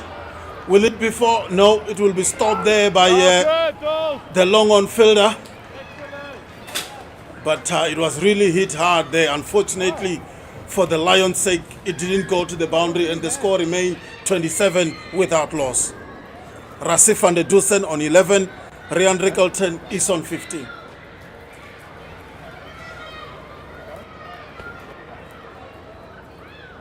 Again, Kyle Simmons to continue. It's a dot ball that will bring some confidence onto the Western Province players, create some pressure to these two, but these two are really quality and experienced batsmen. They really knows exactly what they need to do from here. They are not going to throw it away.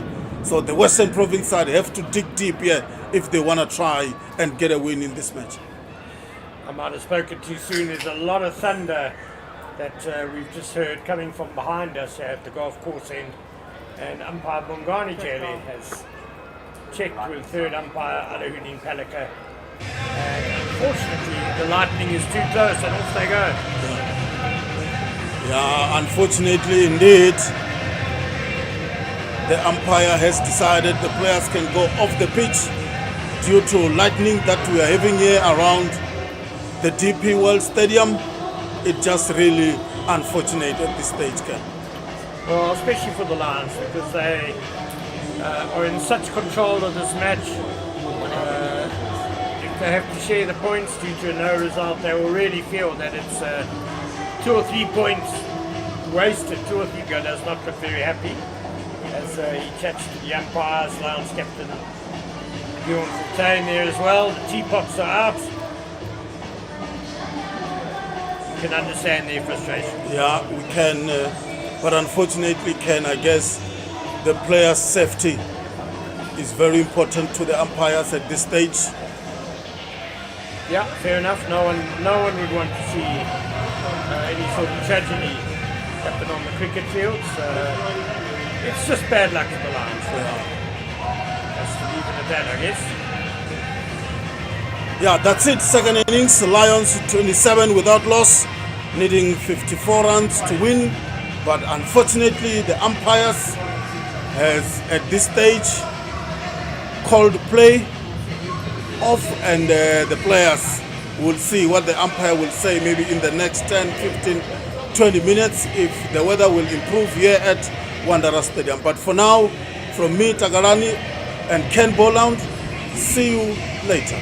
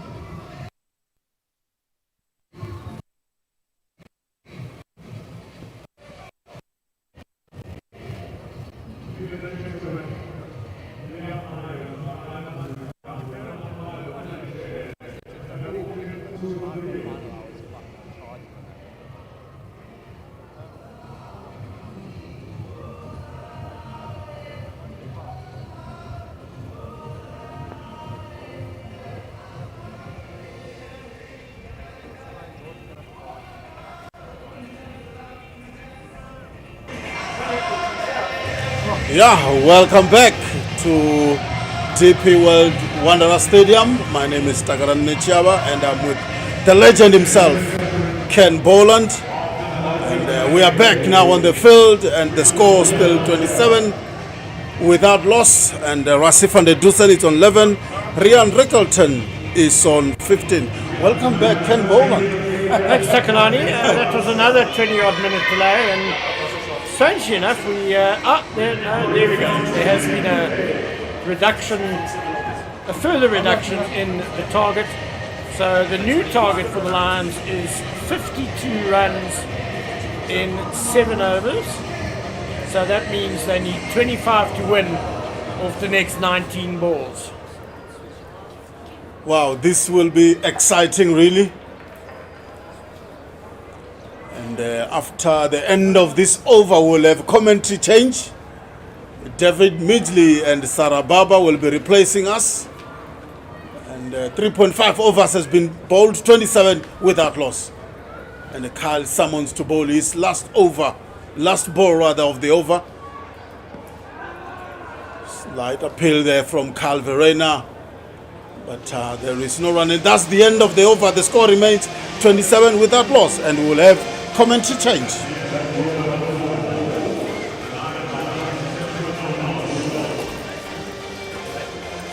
Yeah, after a brief intermission there, the second one of the day, much shorter than the first one, means that the game has been reduced once again. 27 without loss are the Lions. And, well, not much of the game left, Sarah. No, definitely not much of the game left at all, but it will still definitely be a bit of a nail biter for the Lions fan and the Lions squad. And it will be a good game to see at the end of the day. A bit of a pity that we've lost so many overs due to rain, but it doesn't seem to have deterred the crowd at all. You mentioned that the Lions players would be unhappy with it, especially since they'd done all the hard work to bowl the WSB Western Province side out quite cheaply. And now they seem to have been undone, but never mind, they've got 10 wickets in hand. Tiwekaya Nabe will begin from the golf course end, and everybody barring fine leg is out on the leg side, knowing that the left-hander Rickleton favours that leg side. 25 from 18 is the calculation required. Longwolf also going back at the moment. Tony Dezorzi out here. And politely inquiring, are you ready? And here we go. Just hammers this away to the onside. Miscues it. I think he wanted to hit it a lot harder than it ended up being. So just the one there. And I think that's going to be crucial for the WSB Western Province side. They have to squeeze these two batters. They cannot allow ones to become twos. Definitely, and I also think after watching these few overs with the bit of rain that we've had, that the pitch may have slowed down a bit, considering that that third time lucky Ryan Rickleton got that one bounce four previously. It took him 2 miss hits to sort of get that, so I'm wondering maybe the pitch has slowed down. Bit of a freebie there. This is whipped away onto the onside, and they think about 2. There's a mix-up in the middle, and the throw is wayward. That so nearly could have been calamitous for the Lions. Good work in the deep there. But they need to rectify that and just speak to one another. Rickleton not really interested in that one. Rasif was trapped halfway down. I suppose they definitely don't need a wicket with the DLS system considered. That would make it much harder. I don't think they really need to panic. If it was 30 or 40 from the 16 balls that remain, maybe you would need to put some pressure, but that one's hit up in the air, miscued, and it's falling into safe spaces, and they get home for 2, comfortable in the end. Light applause from the crowd, and as you said, the pitch is holding up a little bit here. Another mistimed stroke there from Rickleton.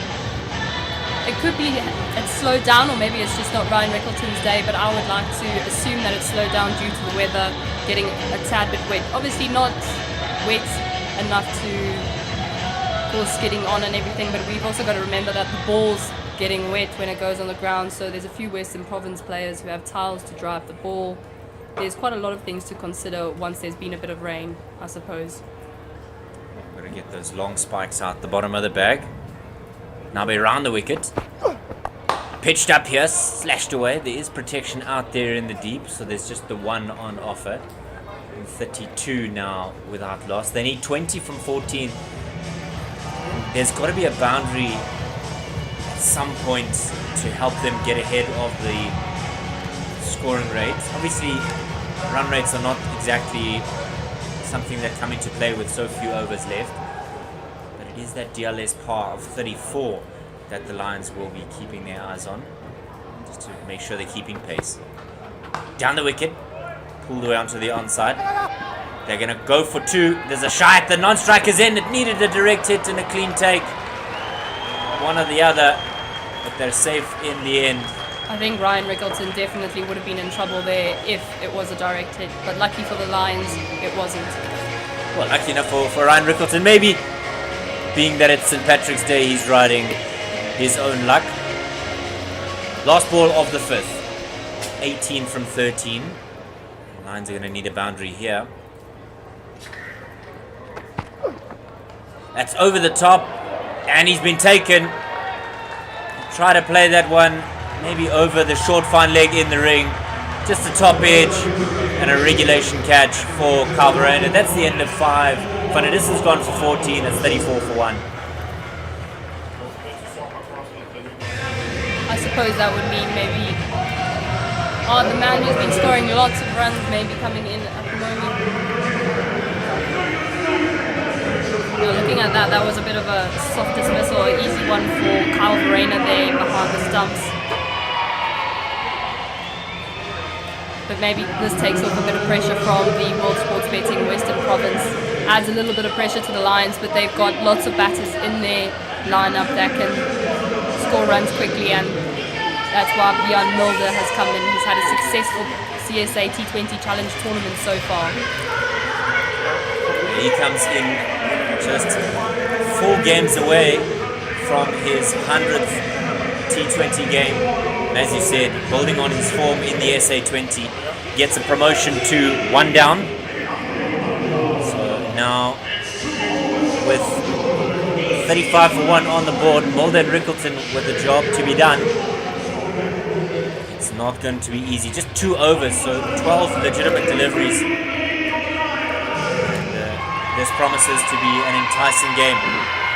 And if you're a Lions fan, I think after this game you might have had enough stress For the weekend. for the weekend. Yeah, 18 from 12 is the calculation. And again, a boundary from the first ball of the over would do wonders here. So just having a look at the field, everybody in the ring on the offside, barring long off, and they're going to make a change now.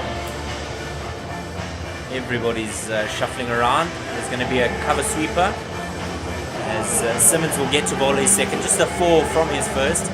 Long on and long off for back, as well as cow corner and deep square. And that cover sweeper aforementioned. He's going to have a bit of a challenge here, is Tony DeZorzi. Looking directly into the setting sun. Kyle Simmons has been really effective this tournament in runs per over. So far in the 3 games he has bowled for the Western Province, he's gone for 4.5 per over, putting a bit of pressure on the Lions. Hoofed at that one, did Rickleton. Didn't get anything of that. Really unconvincing from him. And it's buys. So, freebie runs. The only single there. I suppose that boundary was really needed at the other over to just take the pressure off the batters who are currently in off, but unfortunately it was a wicket, which means basically a dot ball. So a bit of pressure added. Singles are as good as dots here. And the game is so tight. Up and over the top. There's a man coming in. Will he take the catch? Simply spectacular. And the Lions are on the ropes at the moment. Great catch there in the deep.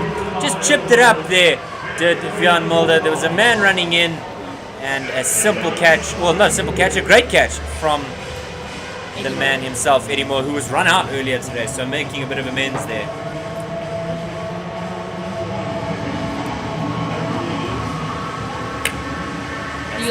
The Lions currently 2 wickets down, not in the most ideal situation at the moment, but we've got Reza Hendricks coming in, who has been known to score a few runs there. Here at the DP World Wanderers. There you go. A miscued shot off the toe end of the bat. Just opened the face a bit and then the bottom hand came off, so I suppose a loss of power there with the bottom hand coming off. Not very convincing, but we've got Reza Hendricks coming in, which is still new hope for the Lions, and a well-experienced batter who's played here quite a bit and scored a lot of runs here at the DP World Wanderers. So. Surprising that they haven't gone for Evan Jones, a bit of a basher. Who could finish this game quite easily, you would think. I agree. I mean, I've watched Evan Jones bat in the nets, and he's almost hit it on to call it drive. If anyone's very familiar with the practicing facilities here at the DP World Wanderers, Evan Jones can hit a ball very far, if that's any consolation for anyone. Right, so Simmons has got a crucial wicket here with the first ball, or second ball rather. And again, putting pressure. It's a dot as well. Just shifting his fielders. Cover sweeper, long off, long on. Deep mid wicket, deep square leg. Fine leg, third man in the ring. Pointed backward point. Tucks this away square of the wicket for the single. There's got to be a boundary here. What would you be happy with if you were the Western Province side defending in the final over? I'd say maybe about 16. The Lions players don't seem to be timing it as they usually do here at the DP World Wanderers. Maybe 16. I suppose it's 16 now to win, so it's a bit of a unfair ask of me to say 16. 12? Would 12 be bearable? We'll have to see. Simmons round the wicket. Rickleton hammers it away. There's a man coming in, but it's fallen short. Do you think maybe the man out there could have gotten to that one? Well, certainly it's an opportunity to throw the body at it. Maybe mindful of the surface being a bit slick underfoot. Definitely. Want to get injured And I suppose so maybe early in the season. Maybe with someone mistiming the ball, you'd rather keep them in and keep dotting them up rather than going for that wicket and bring someone else in who can hit the ball hard and far. Sweep shot all the way for 6! What a well-timed shot. Reza Hendricks just walked to the wicket, and in his second delivery, on one knee, bang! Gone. Absolutely lovely shot by Reza Hendricks. That's what we love to see. That will take a lot of pressure off the 2 batters who are currently in. There you go. We see again, he's moved across the stumps, changed the line of the ball, and made it an easy sweep for him for 6 runs. What a lovely shot, Reza Hendricks. And there's 2 fans out there wanting to get their chance to win 20,000 Rand. Oh, he's just missed that completely, and that'll be buys. And just a reminder of that at the DP World Wanderers as we head into the final over. It's 6 gone and 44 for 2. So if you want, you can win 20,000 Rand at each home game. The first person to take a one-handed catch cleanly at any of the DP World Lions home games during the CSA T20 challenge will win 20,000 Rand. So one hand, one catch. Last over here, Wayne Parnell, the experienced man. And 44 for 2 is the score. Hendricks on 8, Rickleton on 20. That boundary there from Hendricks has taken significant pressure off the Lions, or the 2 current batters, Ryan Rickleton and Reza Hendricks, making it only 8 to win, meaning the Lions do not have to put pressure on themselves for boundary options. All they need at the moment are 1s and 2s, so intent in between the wickets, running hard, and I think the Lions have an opportunity for that. Yeah, thanks to our production team, just showing what the ramifications are. As you can see, 8 from 6. Now there's going to be a long powwow here between all the players to decide who's going where they're going to bowl. So as soon as they've made up their mind, we'll let you know what the field is eventually. Carl Verena, Wayne Parnell, and Eddie Moore briefly there in the mix. And in the meantime, there's some drinks coming out from the Lions bench, and maybe he's just querying with umpire Mongani Chele. Thought it was drinks, but never mind. And this is every cricketer's dream, because senior men at the wicket for both sides, and it all comes down to this. Lions fans having had the stress of the Titans game on Friday, now having to do it with bat in hand. Reza just pushing this away into the covers for the single. And if they can pick up 2 here, or even a boundary, just ease off the pressure. But Wayne Parnell, the master tactician that he is, will know exactly what needs to be done here. So the field for you. Deep mid wicket is out, long on, cow corner as well, long off, as well as a cover sweeper. Everybody behind the bat looks to be in the ring, and there's going to be a change here as mid wicket goes to a backward square region, and the man who was at backward square is going to come into the covers to an extra cover position, knowing that there was that opportunity for Ryan Nicholson to play through your side, and I still think it would be worth him maybe just giving himself some room. He hammers this down the ground. I think he's hit that too hard to ask for a second. Definitely connected with that way too well to be asking for a second run there. Nonetheless, that takes the Lions 6 runs to win off 4 balls. And this is exactly what you want for the game. The CSA T20 Challenge, having had back-to-back nail biters here at the DP World Wanderers. That's what's going to attract everybody. Definitely has everyone on the edge of their seats at the moment. Oh, and it's a wide. Oh no! That's a bit of a cardinal sin there from Wayne Parnell. Just trying to get that leg stump Yorker in. And he's just missed his line there. This is definitely not what you want as a bowling side trying to defend such a small total. But nonetheless, those mistakes do happen, and Western Province will just have to adapt to that and make sure.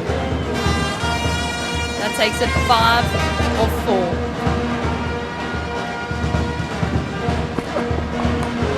Yorker length delivery, there's no one there, so they'll come back for 2. The crowd is paying them on, and they'll get home safely in the end. So it's 3 from 3. Wayne Parnell stressing to his teammates to say, come on, where were you? And you could have made the argument that he should have chased it himself. You could have definitely made that argument, especially with those 3 fielders out there coming all the way in from the boundary. Sometimes it's hard, but I suppose Wayne Parnell, as a senior player, is probably expecting everyone to be, as soon as the ball's going, especially if it's not coming to you at an absolute rate. You want your fielders to be on it as soon as possible. You want them running in, attacking the ball properly. But obviously, I suppose you don't want to force mistakes either. Scoop shot, there's a man there. It'll just trickle out to him. We've got to think with 3 from 3. Really, the scoop shot? Is that the necessary option? We saw on Friday Corbin Bosch tried it and failed it, but Reza Hendricks being fortunate enough this time. I definitely think, for me personally, I wouldn't be pulling out the scoop shot 3 from 3. You never know what could happen, what the bowler could do. Rather, you've got all these fielders out here, it's an easy one. So for me, the scoop shot is a bit of a risky one for a 3 from 3 situation, but we are currently 2 from 2 at the moment, as there was a single off the last ball.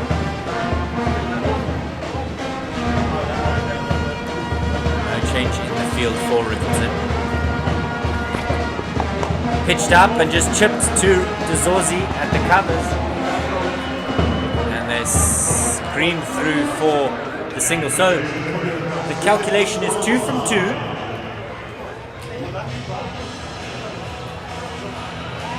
It's 1 from 2? 1 from 1. 1 from 1. So everybody in the ring now. Seems like everyone's being called for a team powwow. I'm not sure what's going on. But the stadium is still buzzing and everyone seems to be on the edges of their seats, including me. This is going to be a very interesting finish, I suppose. While the Western Province side are having a chat, we'll give you an update from the game at St. George's. The Warriors, having set 166 to win for the Rocks, have the Rocks on the racks. 105 for 8 are the Rocks. The key destroyer there is Bayer Swanepoel. 4 for 16 from his for absolute cracker of a performance from him after his side put on a defendable total, it seems. So the Warriors set for another game that they will come out victorious. Verena calling for the helmet. That's an interesting option. He feels like he's going to come up to the stumps. And there's still a lengthy conversation here. Just for one ball. And old teammates Ryan Rickleton and Björn Hendricks having a chat. Björn Hendricks spent many a year here at the DP World Wanderers. You've got the upcoming games. So the upcoming games for the DP World Lions at home are the 23rd of March versus the AET Tuskers at 6 o'clock. That is on a weekend, so it'll be a lovely day out for the family, even for your friends, a day out. Come on down. 5th of April versus the Hollywood Bet Dolphins at 6 o'clock. Oh, there's also the 27th of March versus the Dartha Bet Warriors at home. And the very exciting one, 14th of April, double header with the men's and women's teams for the DP World Lions playing here. Come on down to the stadium. It'll be a lovely day out here at the DP World Wanderers. Right, so this is a fascinating field. They've got a shortish mid-off. Everybody's right in. Then no one's hanging on the edge of the ring, barring the fine leg. And this is going to be fascinating. One man out on the leg side. Reza Hendricks facing Wayne Parnell. He's got it. It's in the air and he's been caught. WSB Western Province. A game that they probably felt like they had not done enough at the halfway stage, have managed through Duckworth, Lewis and Stern to crawl away with a victory. Absolutely incredible.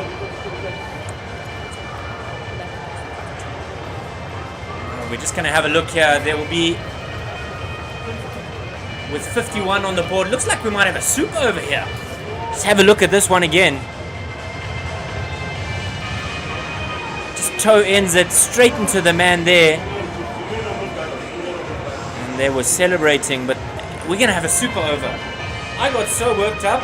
I thought they'd won the game. My humblest apologies. So, another stressful afternoon here. And not unlike the ladies against Zim in Ghana, we're going to have a super over. I must say that was a very interesting match to watch. I was on my seat the whole time, and I'm sure most people who were watching were on their seats, and the people currently watching here at the stadium are a lot of people standing up near their seats or probably on the edge of their seats. There's no seat left. There's no seat left. Right. Just 2 wickets that they have. Well, the Lions. So a discussion about who's going to be the ones to go out there for the Lions.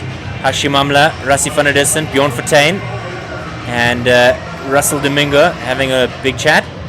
Also looks like Evan Jones having a chat to Coach Garnet Kruger. He wants to be included in the mix. I'm sure he does, that big hitting power. I'm sure that's something you want in your lineup.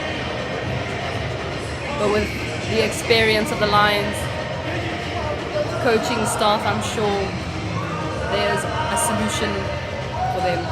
Who is the person you're picking to bowl the super over? Bowl the super over. Who has been the best so far for the Lions cricket? For the Western Province. For the Western Province. Carl Simmons. I'd be picking Carl Simmons. Having a look at this replay here. It's low full toss, and he just chipped it to the man. Oh no. I suppose that's made up for the wide in the over. But this has also made for very interesting cricket. Very exciting, nail-biting stuff here at the DP World Wanderers. Good gracious. So, Sarah Barber is backing Kyle Simmons. If Wayne Parnell might be the man chosen.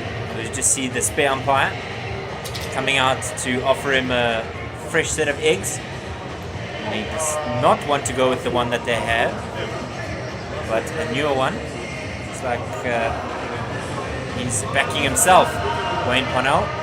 I suppose the experience of Wayne Parnell, you can't fault the choice at all. He's done really well in this last over to bring in the super over, and he's an experienced player who's played many years of cricket. So I suppose that's a really good choice too. There's no direct indication of who's going to be batting for the Lions. Evan Jones, having warmed up here. Looks like he's got his helmet on and he's warming up a bit there. So it looks like Ryan Rickleton and Evan Jones.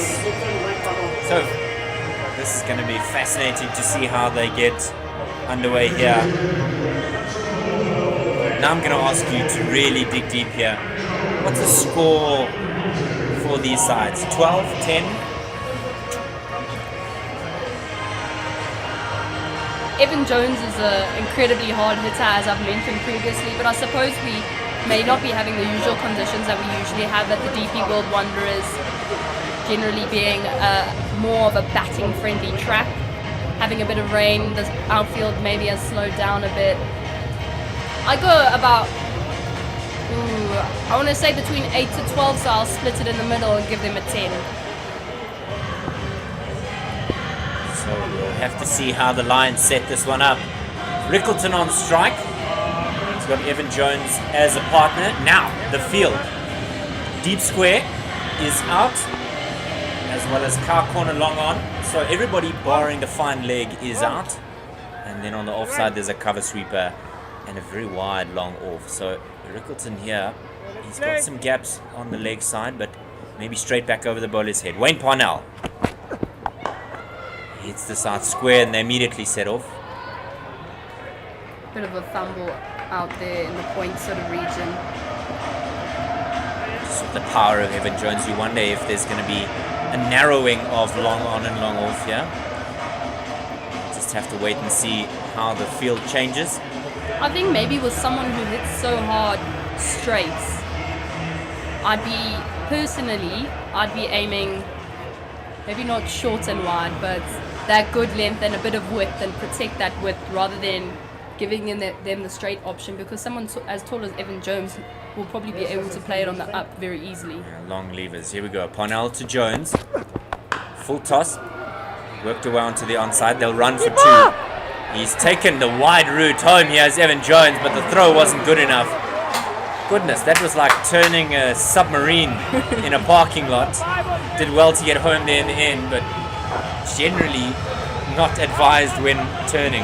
He's made his trip very long, but it looks like he's dropped something on The adjacent strip there. Is that not a piece of bat or something? Or maybe a rubber from inside the glove. Oh, very possibly. From the thumb of a glove.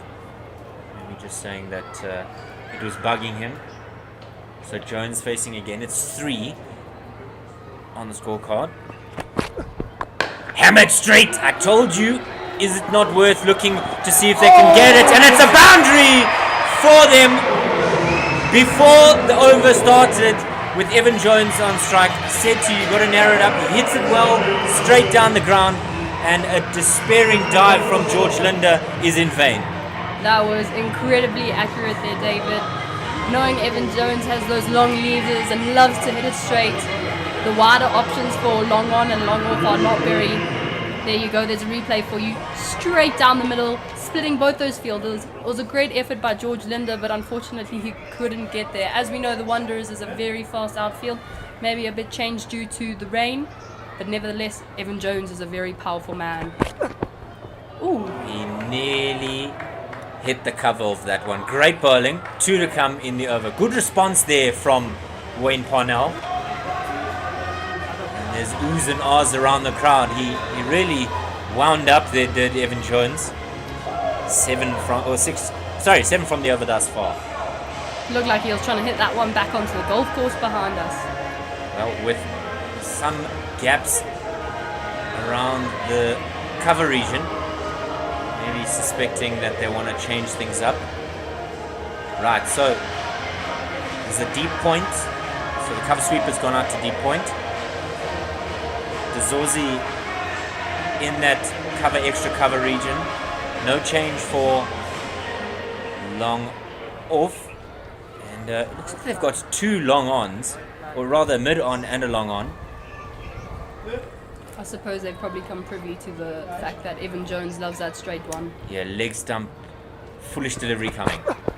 It's exactly what he's done, and well done to get it out there, did Jones. Rickleton and calling early, they'll come back for the second. So it's good running there from the lines. And credit to Wayne Parnell, he's bowled really well that last delivery. Knowing exactly, what his man was likely to do, and the leg stump Yorker was the right call for the moment. So 9 runs on the board, and now they're going to bring Cow Corner in about 5 meters. I suppose that's what you get when you have the experience of Wayne Parnell in a super over where you're looking to restrict those runs. Great bowling from him so far. Right, Evan Jones. Down the wicket, and he's missed it. Rickleton's going to run through, and they're going to get a bye. Ooh, Evan Jones. Really putting his body on the line. So 10 is what they end up on in the super over. Prediction. So Sarah Barber on the money. And now they'll change the ball, and the Lions will have the opportunity to minimize the joy and jubilation that WSB Western Province was feeling. Now I'm going to put this back on you. Who's batting for Western Province? I think you can't deny David Beddingham a space as he's contributed, and maybe one of George Linder or Carl Verena. Maybe I would consider Carl Verena due to the amount of time he's been in. I suppose he was in this afternoon, but I don't think from this afternoon's performance he's shown us what you need in a super over so far. So for me, the only person set is David Beddingham. And then for you, I'm putting this back on you now, David. Who do you think is going to bowl the super over for the Lions? So, having a look at the Lions setup here, it's going to be interesting to see if they go with Bjorn Fortuin, knowing how good he can be up front. Maybe the swing bowling of Vian Mulder, who looks like he's getting dressed, ready to go. Obviously, he's going to be fielding, but it's going to be interesting as you can see the 2 skippers there having a chat. Alan Donald in the mix, and the physical conditioner, Nandila Chali. Jimmy Khamadi getting involved there, wanting to get on the park and let the boys stretch their legs a bit. Kuna Mapaka getting some love there from Hashimamla. How grand would that be if they decide to toss the youngster the ball? Yeah, it would be lovely indeed, but I don't know if at this stage in Kwena Mapaka's supposed career would it be maybe the best option. I know he's absolutely brilliant, but putting all that pressure on a youngster, and I know he's an incredibly experienced youngster, I don't know if that would be a choice I'd make, but I'm not a coach. So thankfully we're sitting up here warm and dry out of the drama there. It's certainly a cauldron, a heat that is felt right up here at the top of the stadium. Temba Bavuma, Rassi van der Dissen and Bjorn Fortuin having a long conversation, and the only thing we probably will wait for is the 2 batters and for Ryan Rickleton to get some gloves on and change things up. Good to see the crowd hasn't dissipated. They've been really behind the home side. we definitely do seem to have very avid Lions cricket supporters who stay through the rain, through the bad weather, just to watch the boys fight it off in a super over. Would you be brave enough to say Evan Jones? They're spoiled for choice are the Lions. I wonder if pace would be antagonistic to them getting over the line. So it has to be either Bjorn Fortuin or somebody who's able to really mix it up and bowl some cutters for you. You don't want to give them any pace to hit the ball away, because 2 boundaries and suddenly you're having to scramble for 4 or 3 balls in the over. I feel maybe as we are in the half felt that a pace option would be really good, but just as we've seen Wayne Parnell execute some amazing Yorkers, some really good quality Yorkers, we need something like that from the Lions. Someone who can execute those wide Yorkers, as you mentioned, the cutters. Those are sort of the death bowling aspects we need in a bowler when you're picking someone to bowl. Well, there's an argument there for Quinama Parker. If you're gonna say Yorkers, who better than the youngster himself? Left arm, good angle. Definitely. I mean, if we do get a full toss in there, we've seen full tosses take a few wickets. Absolutely, it's the magic of the game of cricket. So, after Friday's drama, we've been treated to a super over. The Lions batting first and scoring 10. More drama at the DP World Wanderers. What a stage to set this amount of drama. The Lions definitely do know how to keep their fans on their seats, and I suppose the opposing fans on their seats too. If you're on your seats at home, don't go anywhere because this is action waiting to happen. Looks like George Linda and Carl Verena getting ready to bat.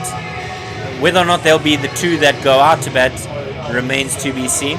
They are the ones with pads on at the moment, so we'll have to wait and see. A lot of conversations going on.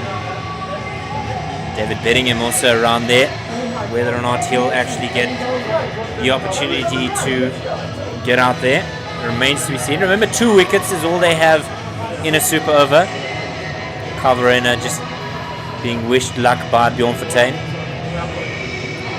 I think the more I think about it, the more I'm starting to go with Quinama Parker as our option. I'm going to throw another spanner in the works. Cody Youssef gets wickets when he needs to.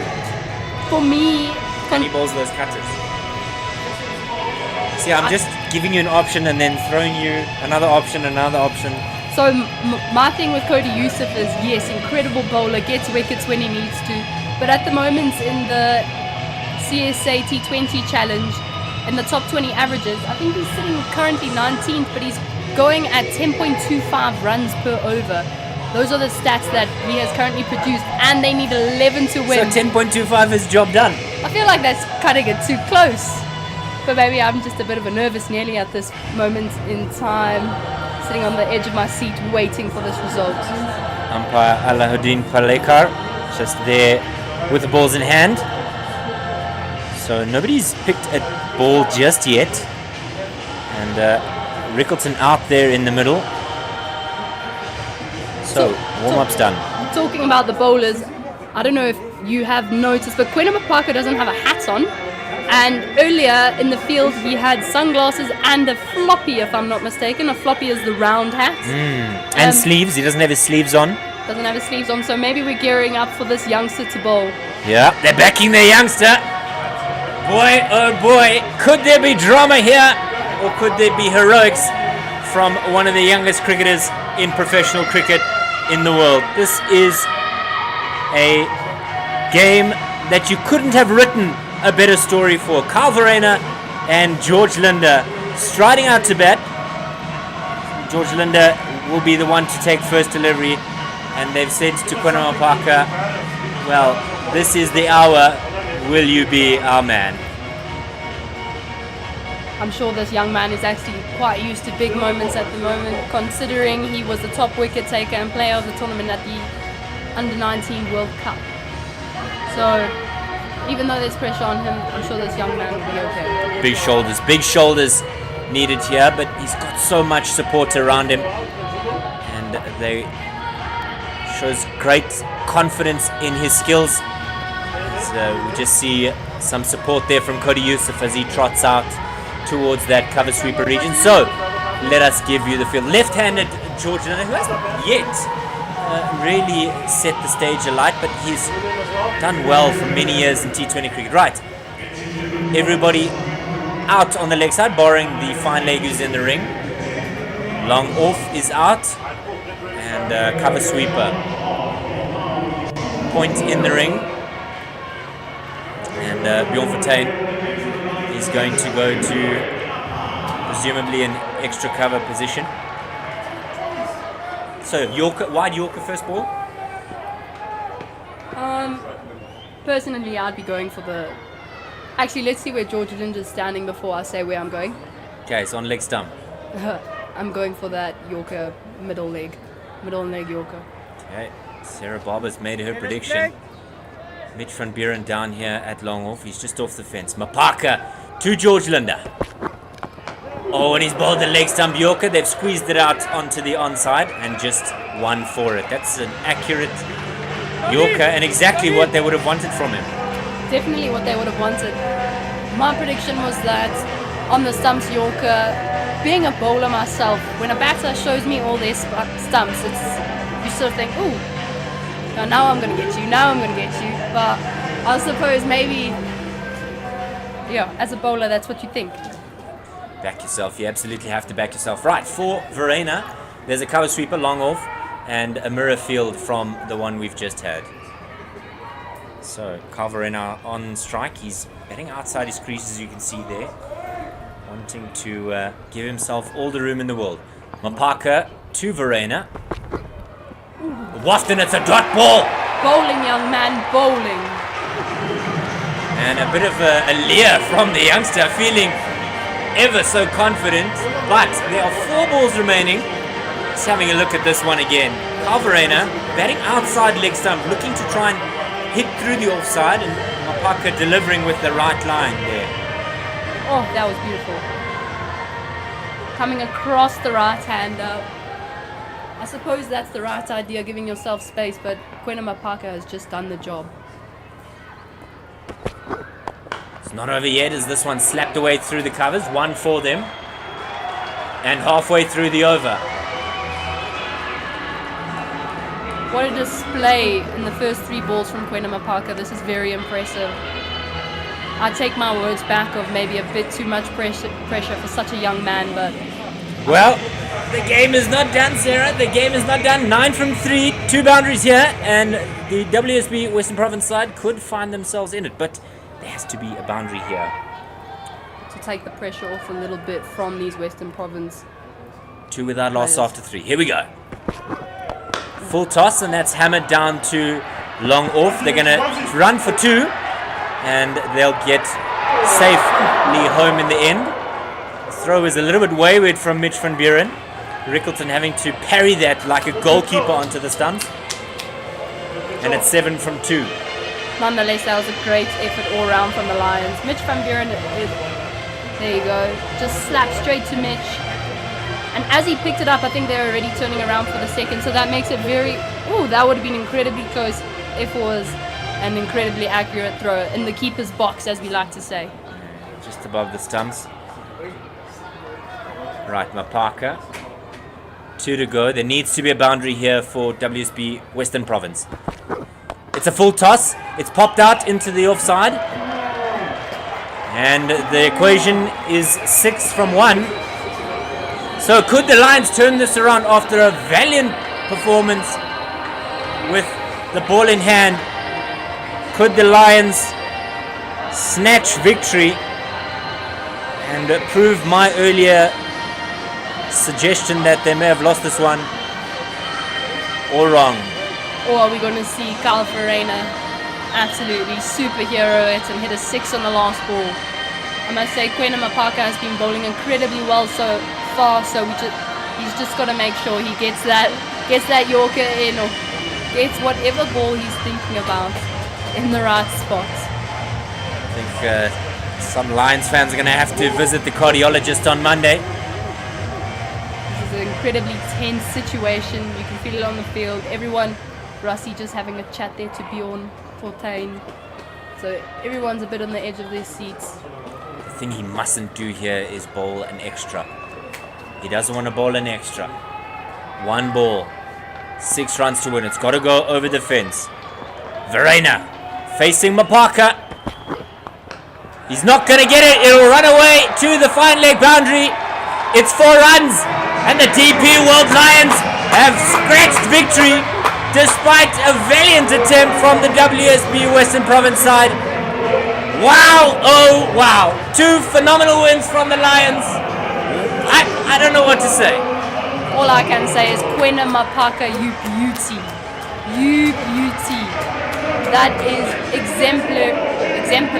Oh, I'm getting stuck on my words here. I am so not shocked, but yeah, let's watch this last ball from Kwena Mapaka. That was a relatively decent length. Kyle Verena not getting all of that like he had so wished. And the Lions have won in a super over after winning the toss and deciding they'll have a bat first. Western Province 127 for 9. That top scorer of David Benningham 37 from 22. Sipamla, big pick of the bowlers, 2 for 20 from his 4. And then after a heavy rain delay in which the game was reduced to 11 overs, the Lions got off to a good start until the lightning came. And then again the game was adjusted to 7 overs and they managed to score the runs required and put the WSB Western Province side in a position that could have put them short of what they needed. And then Western Province in the super over couldn't get over the line. Fantastic from them. The Lions scoring 10 in that super over of theirs, 8 from Evan Jones, 1 from Rickleton, and it was all the youngster Kwena Mapaka. They finished on 9 to Western Province, and the DP World Lions have won in this crucial clash. Well done to Kwena Mapaka in that clutch performance. Well done to Evan Jones for setting the total that they needed. These two sides go on to very different games. Western Province will be taking on a different side than the Lions in the Warriors, who have been undefeated thus far in the CSA T20 Challenge. The Lions taking on the Tuskers in a struggle for the Tuskers, who are really desperate to get a win and may yet prove a worthy challenge. In the game between the Dolphins and the Northwest Dragons, the game has been called off. The Dragons were at 79 for 4 before the game was interrupted, so they weren't able to get a result there. And the Warriors Rocks game, Warriors 165 for 6, Rocks were 117 all out. So that is the end of that game and the end of it here. From myself, David Meachley, Sarah Barber, Takalani Nechiava and Ken Borland, it has been a privilege to bring you this game, and we'll see you very shortly. Have a good afternoon.